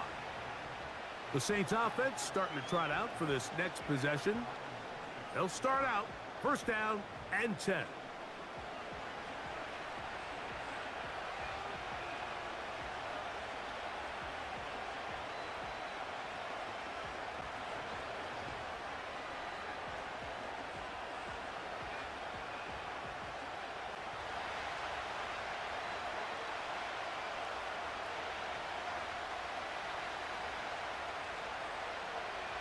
Carr working out of the gun. Now a short one caught by the tight end Johnson. And they'll be set up now. Up past the 40 with that one. Well, I'll tell you what, Mike, this is one of those times where you really see the evolution of the tight end position, right? It's not the days of just go past the 1st down, turn around, catch it, and fall. We see so many guys around the league that with the ball in their hand, they're almost more running back than they are tight end. He'll look middle here, and there's Olave. That's a nice pickup on a 1st down throw. It's a gain of 8. So they have these rules for the receivers, Mike. They call them green grass rules, and the idea is if you're running across the field and you're looking at the quarterback, you're going to stay on the run. If you're not looking at the quarterback, that tells him, I'm going to sit in this soft zone. I'm going to what they call punch and pivot and stop, and that tells the quarterback to put the ball on your chest. That nonverbal communication between the receiver and the quarterback, recognizing when you're open, stay open, that's the stuff that makes a lot of these offenses so difficult to defend. It's rare to see an offense that finds themselves trailing and say, well, their quarterback's been actually one of their biggest bright spots. Usually that doesn't go hand in hand, so it's a little surprising to see him miss a throw like that on a day where he's completed passes at a highly efficient rate. That's over the middle and taken in. He's got it. And he'll be taken down as we tick down to the 2-minute warning. Well, they hook up again. 2nd time on this drive. And this one's good for 18 yards and a 1st down. Shaheed in motion. On 1st down, Carr. Catch made right side by Wilson. And this takes him into the red zone. He's brought down inside the 20-yard line. That last completion's going to go a long way towards at least finishing this 2-minute drive, Mike, with some points. You're already in field goal range, so now the idea is continue to work the clock down, take a couple shots at the end zone. You want to get points, ideally a touchdown, but either way, you have the ball last before the end of the second quarter. Goes without saying, Mike, you have to be smart with the ball, especially down here in the red zone. You're already in scoring position. I understand they're trying to come away with a touchdown, but at the very least, come away with 3. Worst case scenario is you turn the ball over and you come away with nothing. The tight end Moreau is in motion. And that's going to be incomplete. Coverage was good that time. The contact jarring the ball loose and forcing third down.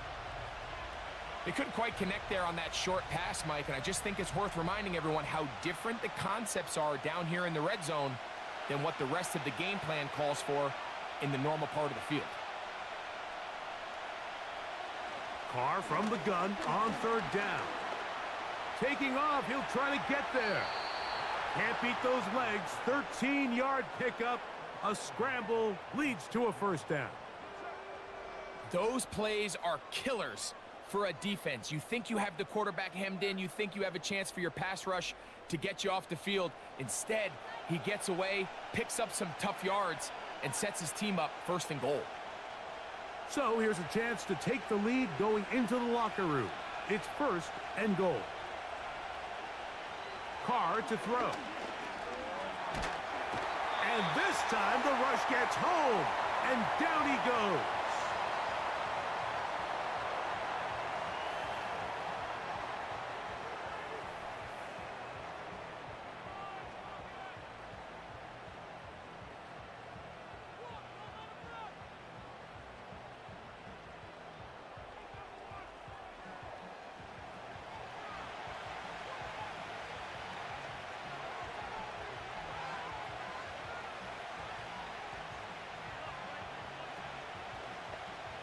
First down was not very good. Here's second and goal. To throw is Carr. And it'll be a gain here down to the 12-yard line.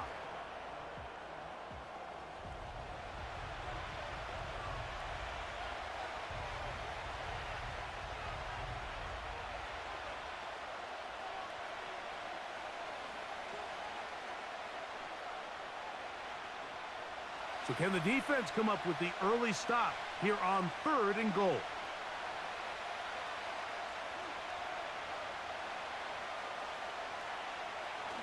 Carr now. This one caught at the 4. To the goal line and in. Alvin Kamara. Touchdown Saints. And the show continues. What a first half he's had, Greg. A third touchdown pass with that one. Mike, what stood out to me the most so far is just the amount of space these guys have had to operate in. I think if I'm this defensive coordinator, me and my staff at halftime are revisiting this game plan. They obviously felt good about it coming in, but I don't think there's anything to feel good about thus far.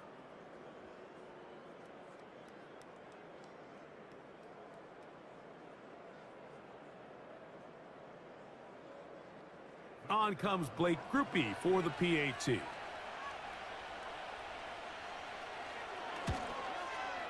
It's up and good. And the Saints move out in front by 4. It's 21-17.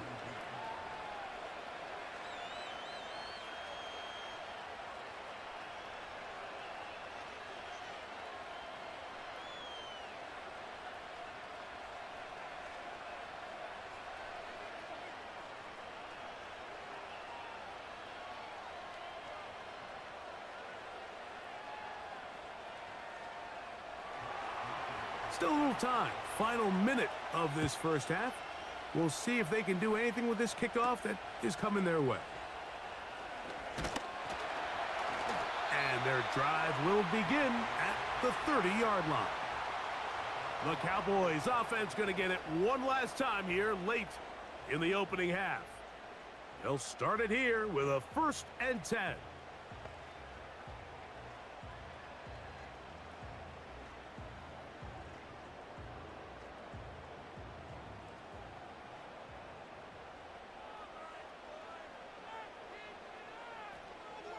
A shotgun snap for Prescott. That's into the hands of Lamb. And that keeps him ahead of schedule. That's a first down completion of 7 yards.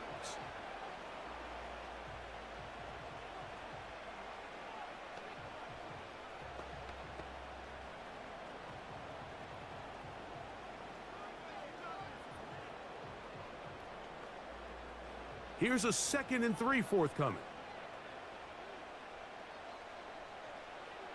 Operating from the gun, here's Dak. And he'll be marked down at the 45-yard line. That's a timeout for Dallas. It's their 2nd, as the clock will stop with 20 seconds to go in the first half.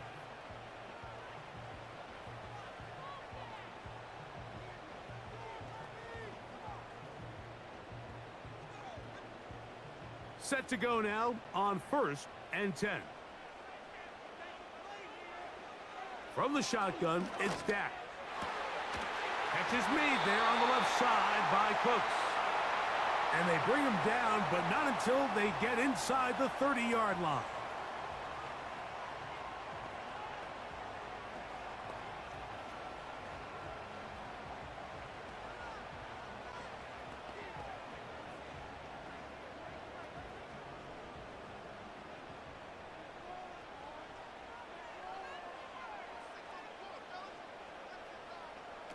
To the air again, Prescott. Little short pass here, caught by his tight end. And he'll be taken down rather swiftly after a gain of just 3. So we hit halftime with the visiting Saints in front. As we'll send you over to Orlando. Jonathan Coachman standing by. He's got the EA Sports halftime report. Coach. Okay, Michael, thanks very much. And with that, we welcome you all into our EA Sports studios. This is the Halftime Report.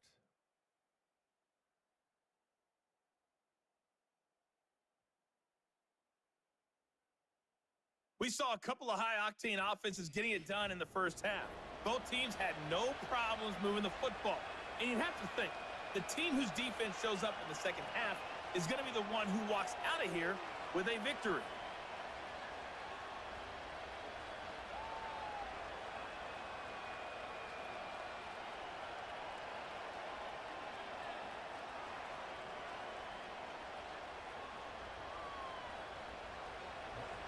Third quarter set to commence. And we're back underway here on EA Sports.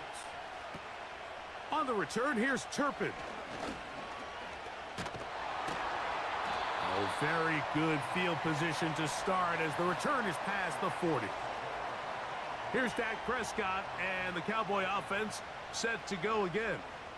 And he has been a nightmare to scheme against throughout this one. This defense has been picked apart. That is borne out in those impressive numbers. He has been terrific all game long.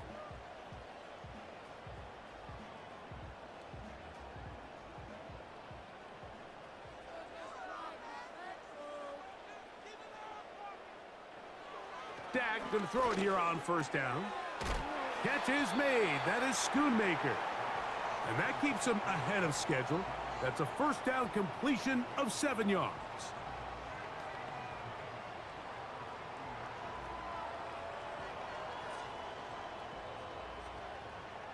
Here's 2nd and 3 to go. Now Prescott.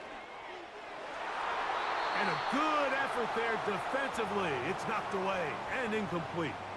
He was looking for Elliott out of the backfield. And now it's going to be 3rd down. Just a great example of not only the anticipation, but the instincts to go break that pass up, Mike. You can see he's clearly looking at the quarterback's eyes. And once that ball was delivered, he's just attacking it and breaking it up. Got a man. That's Tolbert. And he'll be taken down, but they are in business inside the 30-yard line.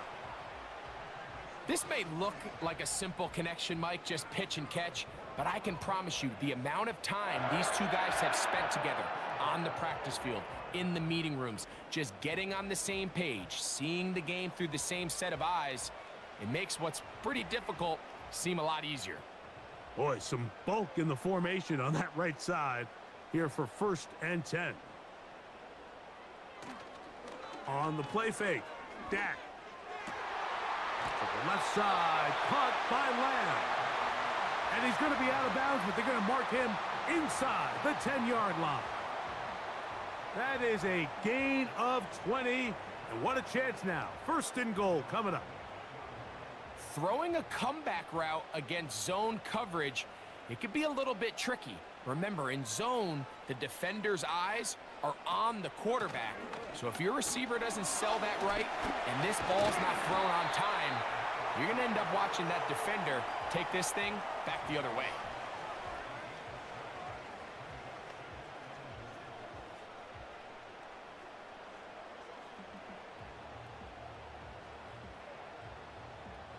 From the 1, 2nd and goal.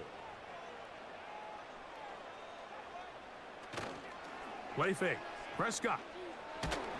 Under pressure, and now he's going to go down back at the 8-yard line. If there's one positive remaining, it's the fact that they're still in scoring position. But with the way they've been able to move the ball down here in the red zone, they're thinking 6. But after that last sack, their chances of converting here for a touchdown have gotten a lot more difficult. So backed up now to the 8-yard line. It's 3rd and goal. Prescott.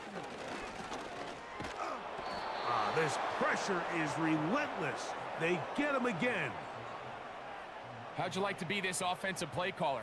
You're knocking on the doorstep thinking you're in prime position here to come away with 6. Now after suffering 2 consecutive sacks, you're looking right into the eyes of a field goal try, and that's pretty demoralizing.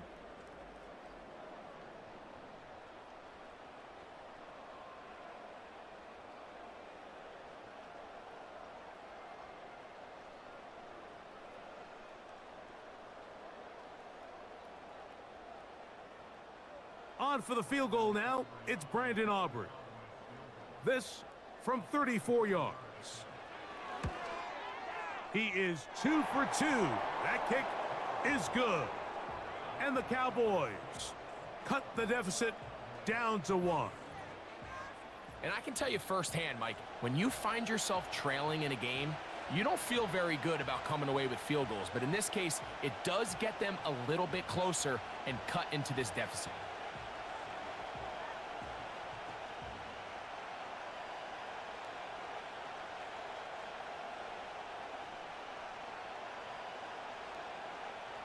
The kickoff team is out on the field, and we're back to it as the kick's away. From the 6, here comes a return. He'll work his way across the 25-yard line. The Saints offense and Derek Carr set to take over once more. And we show you some of the highlights, and there have been plenty to choose from. 3 touchdown passes and some other big-time throws as well. Certainly dialed in and on top of his game right throughout this one.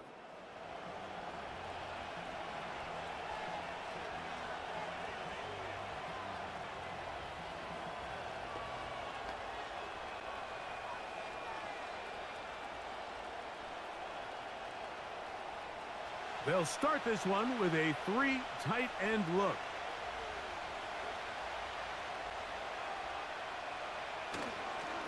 On 1st down, they'll start out with Kamara. And nothing on that one, back to the line of scrimmage, and that is it. So often when it comes to safeties, Mike, we talk about their speed and their range. But for him to be able to come up and make a tackle and be physical at the point of attack and keep this ball carrier to no gain, that's pretty impressive. Here's Carr throwing from the pistol. To the outside, complete to Johnson. Outbreaking routes, Mike, especially outside of the numbers, everything is about the timing. If you're late with the throw, you're going to be watching that defensive back take that thing the other way for 6. 3rd and 5.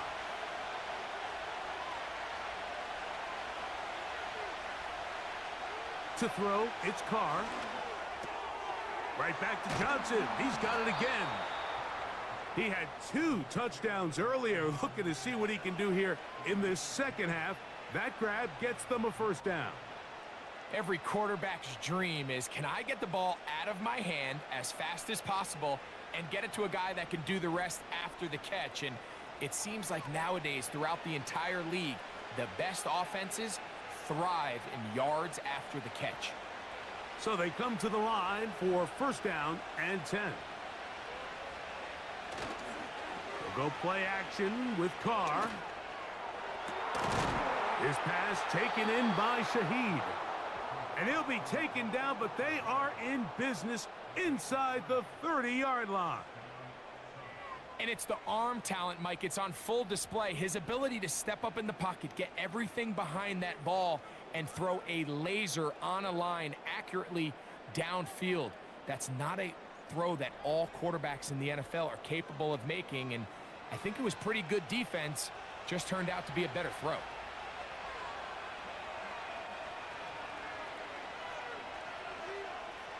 On first and 10, Carr. That's going to be pulled in by Kamara. And he's brought down after a gain of 6 on first down. Great example of first down efficiency. You don't always have to go for the big play, but put yourself in a friendly second down. Now you have equal opportunity to both run and pass. They'll work now on 2nd and 4. From the shotgun, it's Carr. He'll look underneath here and find Kamara. And it'll be a short pickup. That's not enough for the first down. So often for a defense defending the passing game, the most difficult guy to account for is the running back out of the backfield. So a really nice job here bringing him down before he has a chance to pick up any yards after the catch.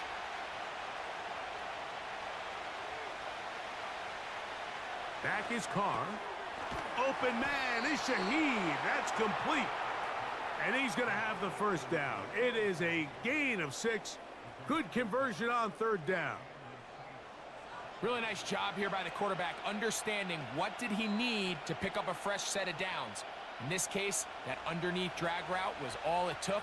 Get the ball into the hands of your receiver, pick up a first down.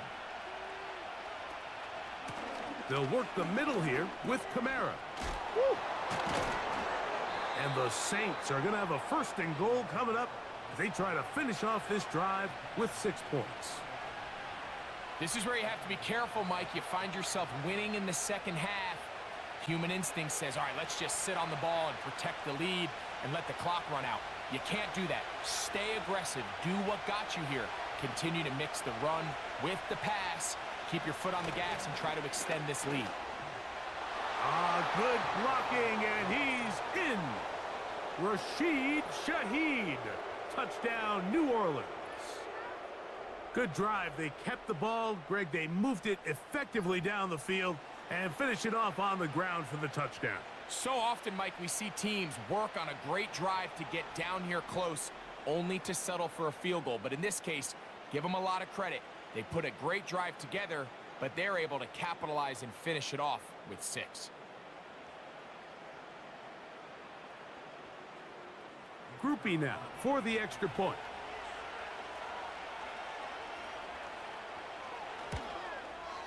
His kick is good.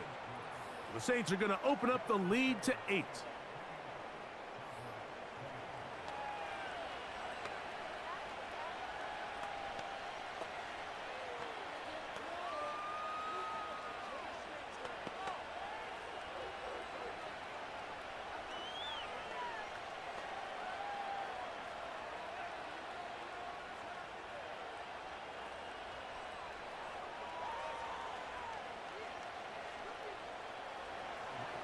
Both teams ready to go once more as the kick's away.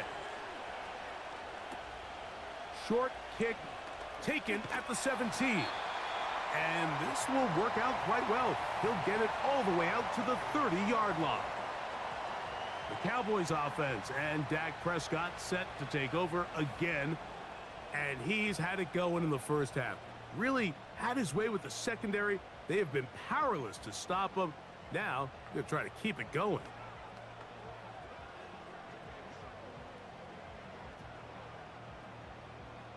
A fresh set of downs to work with. It is first down and 10. We'll go play action. It's Prescott. And he got rid of that one quickly before the receiver even knew what was going on. That's incomplete. He was looking for Brandon Cooks with that pass. And it'll lead to a second down.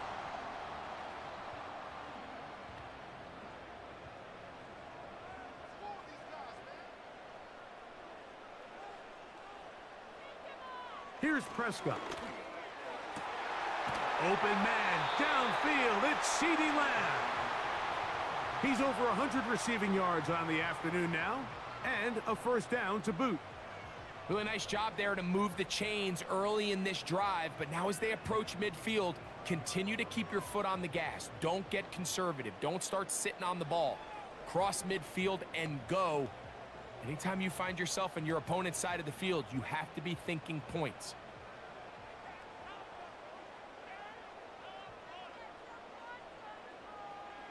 On 1st and 10, Prescott. That's to the middle of the field and caught by Cooks. And they'll take this down inside the 35. Every defense in the league, Mike, they stress the importance of defending the middle of the field. It's the most valuable real estate in football. And in this case, that's just too much room to operate. They have to find a way to close and cloudy up those windows, make the quarterback throw the ball to the sidelines. When you allow him to operate in there, especially with that much space, you're going to make for a long day. And they bring him down inside the 25-yard line. Mike, you've heard me say it 1,000 times. The easiest down to throw the ball in the NFL is first down. I hate when teams wait till later in the possession to throw the ball. So early first down completion, you're on the plus side of the field. Now you're thinking strike. Touchdown, field goal. But either way, I'm coming away with points. So, 3 quarters now in the books. You're watching the NFL on EA Sports.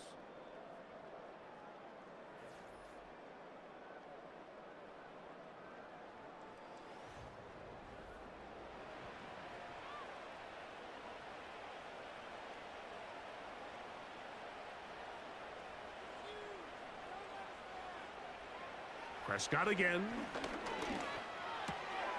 Cook's able to pull that one in. And that keeps him ahead of schedule. That's a first down completion of 7 yards.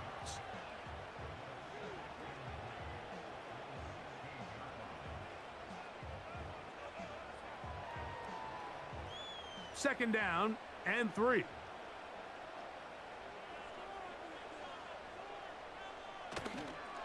They'll keep it on the ground. And the woes in the running game continue. They're going to subtract yards there. A loss on the play. I'd like to see that running back be a little bit more decisive with his cut, Mike. You can see he was a little hesitant.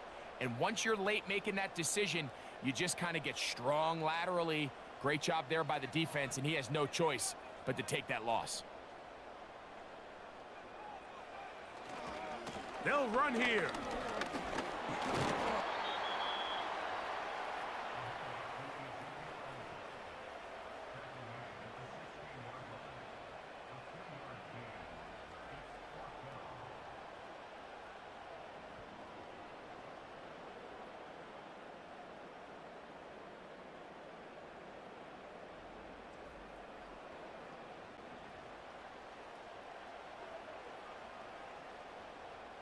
Trailing late, they've got to go here. It's 4th down.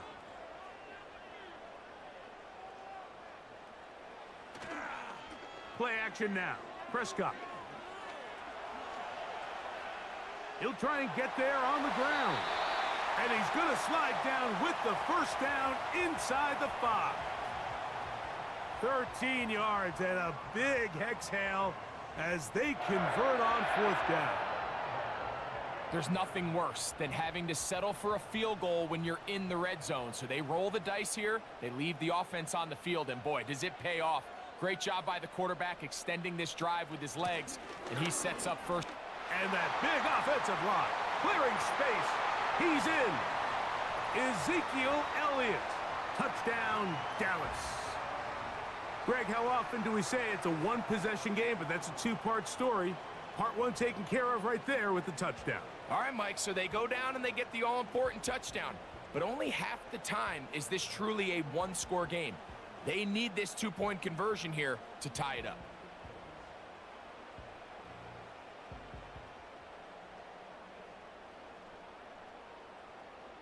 All right, so the Cowboys set to go for two. Prescott now. He's got a man. That's caught. Give them the 2, and we are tied here in the fourth quarter.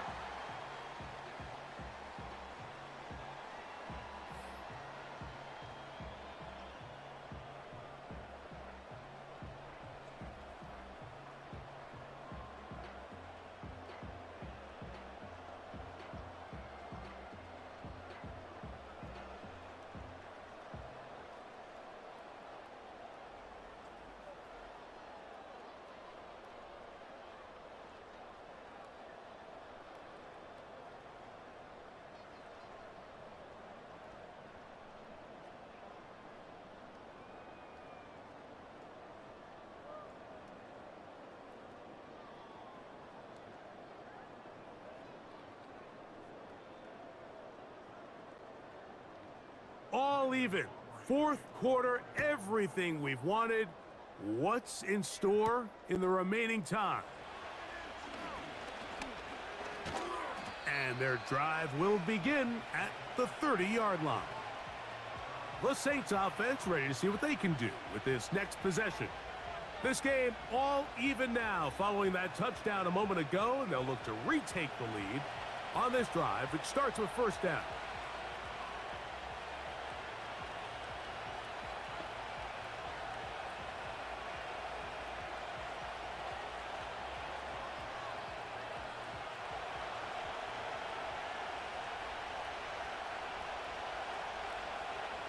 The tight end Moreau is in motion. He'll run. Not much happening there, just a short gain.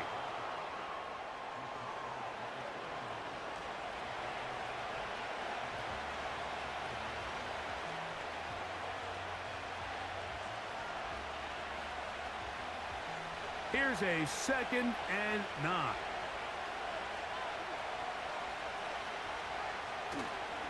Play action now.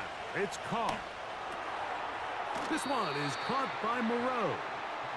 There's no more efficient play in the NFL, Mike, than the play-action passing game, and you can see here why. You make the defense have to honor both the run and the pass, and he's able to pick up a nice gain to his tight end. The crowd making their presence felt. This is third down. Carr working out of the gun. Open man, right side. He's got it. 16-yard pickup on that one. It's good for a Saints first down.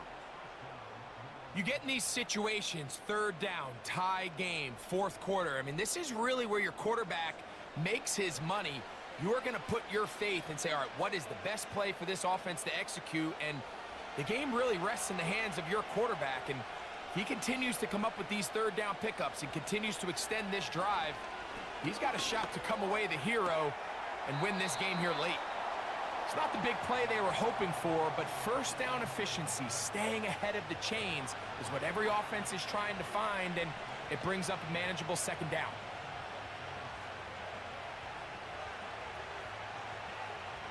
They face 2nd down and 7. They'll stick to the ground. And he will work this down inside the 40. That's going to be good enough to move the chains. First down.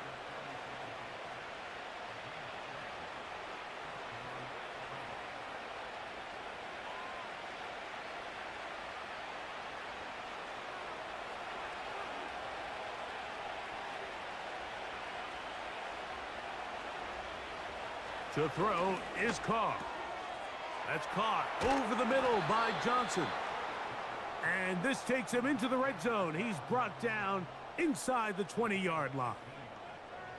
It's like a textbook, methodical, efficient NFL drive. 4 for 4 throwing the ball, mixing in some run. You're just marching the ball downfield at your will, and they get a fresh set of downs now to see if they can convert this nice drive into some points. They'll run on first down with Kamara. And he fought through one tackle, stayed on his feet, but they'll get him down for no gain. Defensive coaches preach every day, Mike, swarm to the ball. Get as many hats to the ball carrier as possible. And this is a great reason why. The ball carrier is able to make the first guy miss, but it was the pursuit from the rest of the defense that's able to get him down and keep him to no gain. Carr now on second down. That's caught over the middle. It's Wilson. And that'll go for a gain of 7. And it's going to set up third down.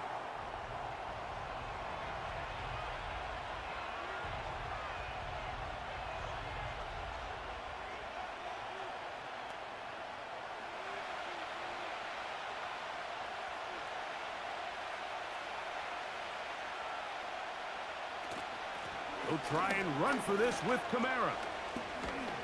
And the Saints are going to be set up with a 1st and goal as they're able to convert there on 3rd and 3. Well, this sets up a big call here, Mike, on 4th down. You find yourself in a tie ball game with the ball. Do you decide to keep your offense on the field and try to play for 6? Or are you content coming off the field, taking the lead by 3? We'll see what this coach decides. They'll try to run this one in. Powering forward. He's in. Taysom Hill. Touchdown, Saints. Greg, every touchdown counts the same, but the ones you get in the 4th quarter, they are the ones that feel a little more important. Yeah, now the pressure shifts to your defense. Your offense was able to go out and get the lead here late. Does your defense have enough left in them to get one more stop?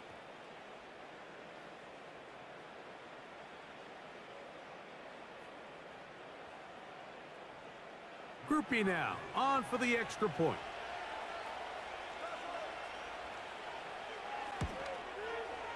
The kick is good. And the Saints will go up by 7.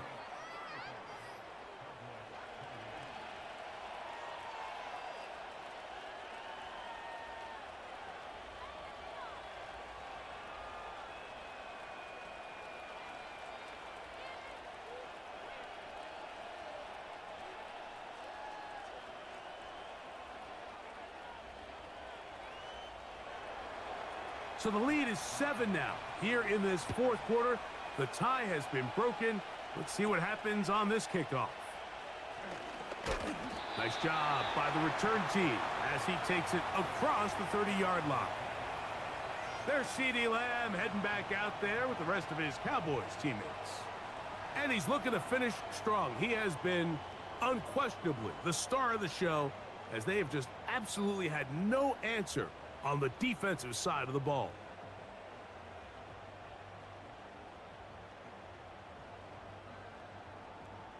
Here is 1st and 10. A shotgun snap for Prescott. To the left side, caught by Lamb. And he'll be taken down as the clock ticks towards 2 minutes to play. That one good for a dozen and a very quick 1st down.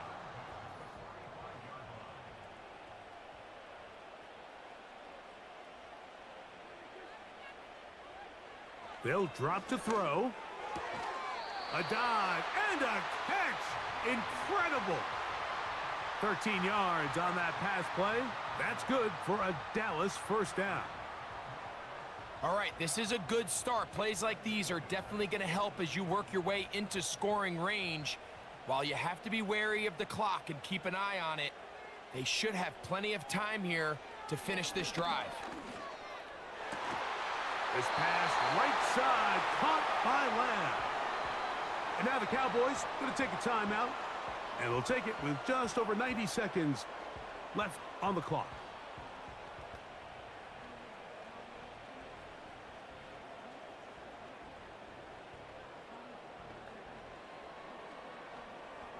Plenty of time, plus 2 timeouts at their disposal.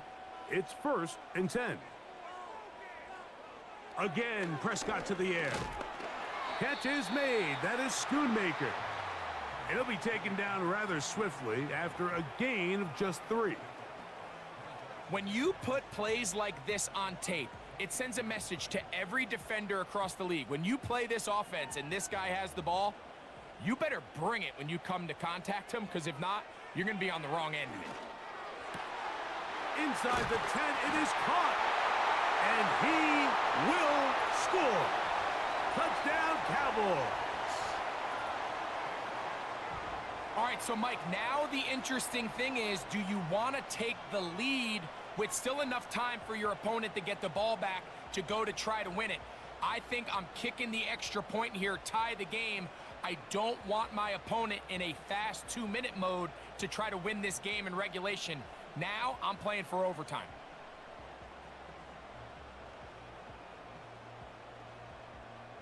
So they're not level yet. A critical extra point attempt to follow. The extra point is good. A big one as we are tied late in this football game.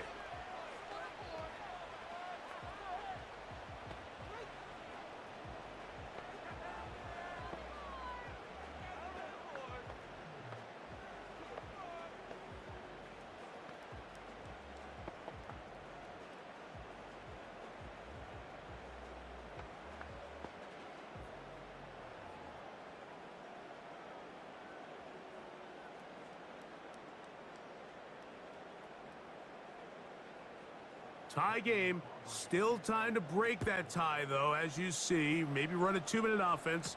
And the kick's in the air. And he'll work this one past the 25 to right about the 28-yard line. The visitors' offense and their quarterback headed out for their next possession.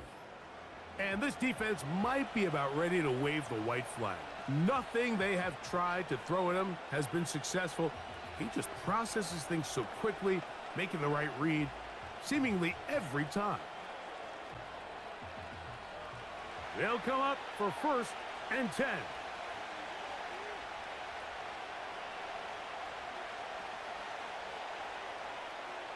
Carr.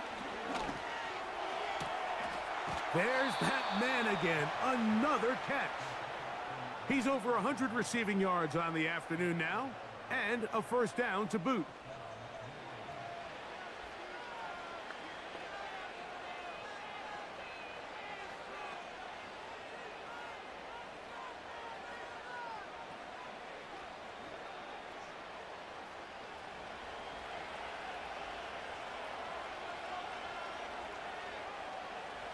From the shotgun, it's Carr.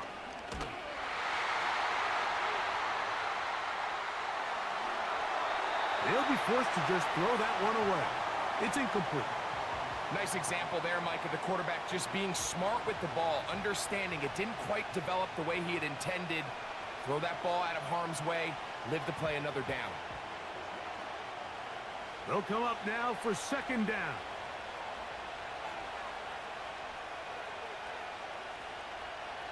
Throwing is Carr. Throw left side, that's Johnson. And he'll be out of bounds, but not before he gets inside the 35-yard line. Mike, I can't tell you how many corner routes I caught throughout my career, and there's really an art to it. At the top of the break, you have to give the quarterback what they call an indicator step. That's your cut where you set your angle, and then once that ball's out, go chase it down, and in this case, he's able to pick up the 1st down. They still have all 3 timeouts, and here we go with 1st and 10. Carr. Who else? Another catch for his favorite target.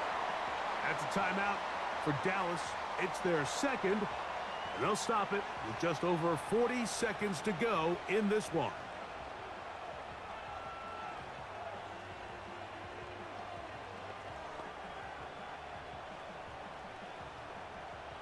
They'll come up here on 2nd down and 5.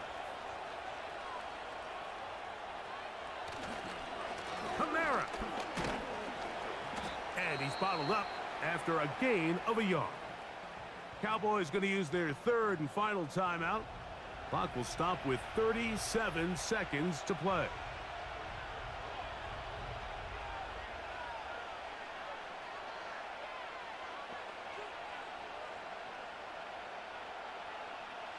Big play here.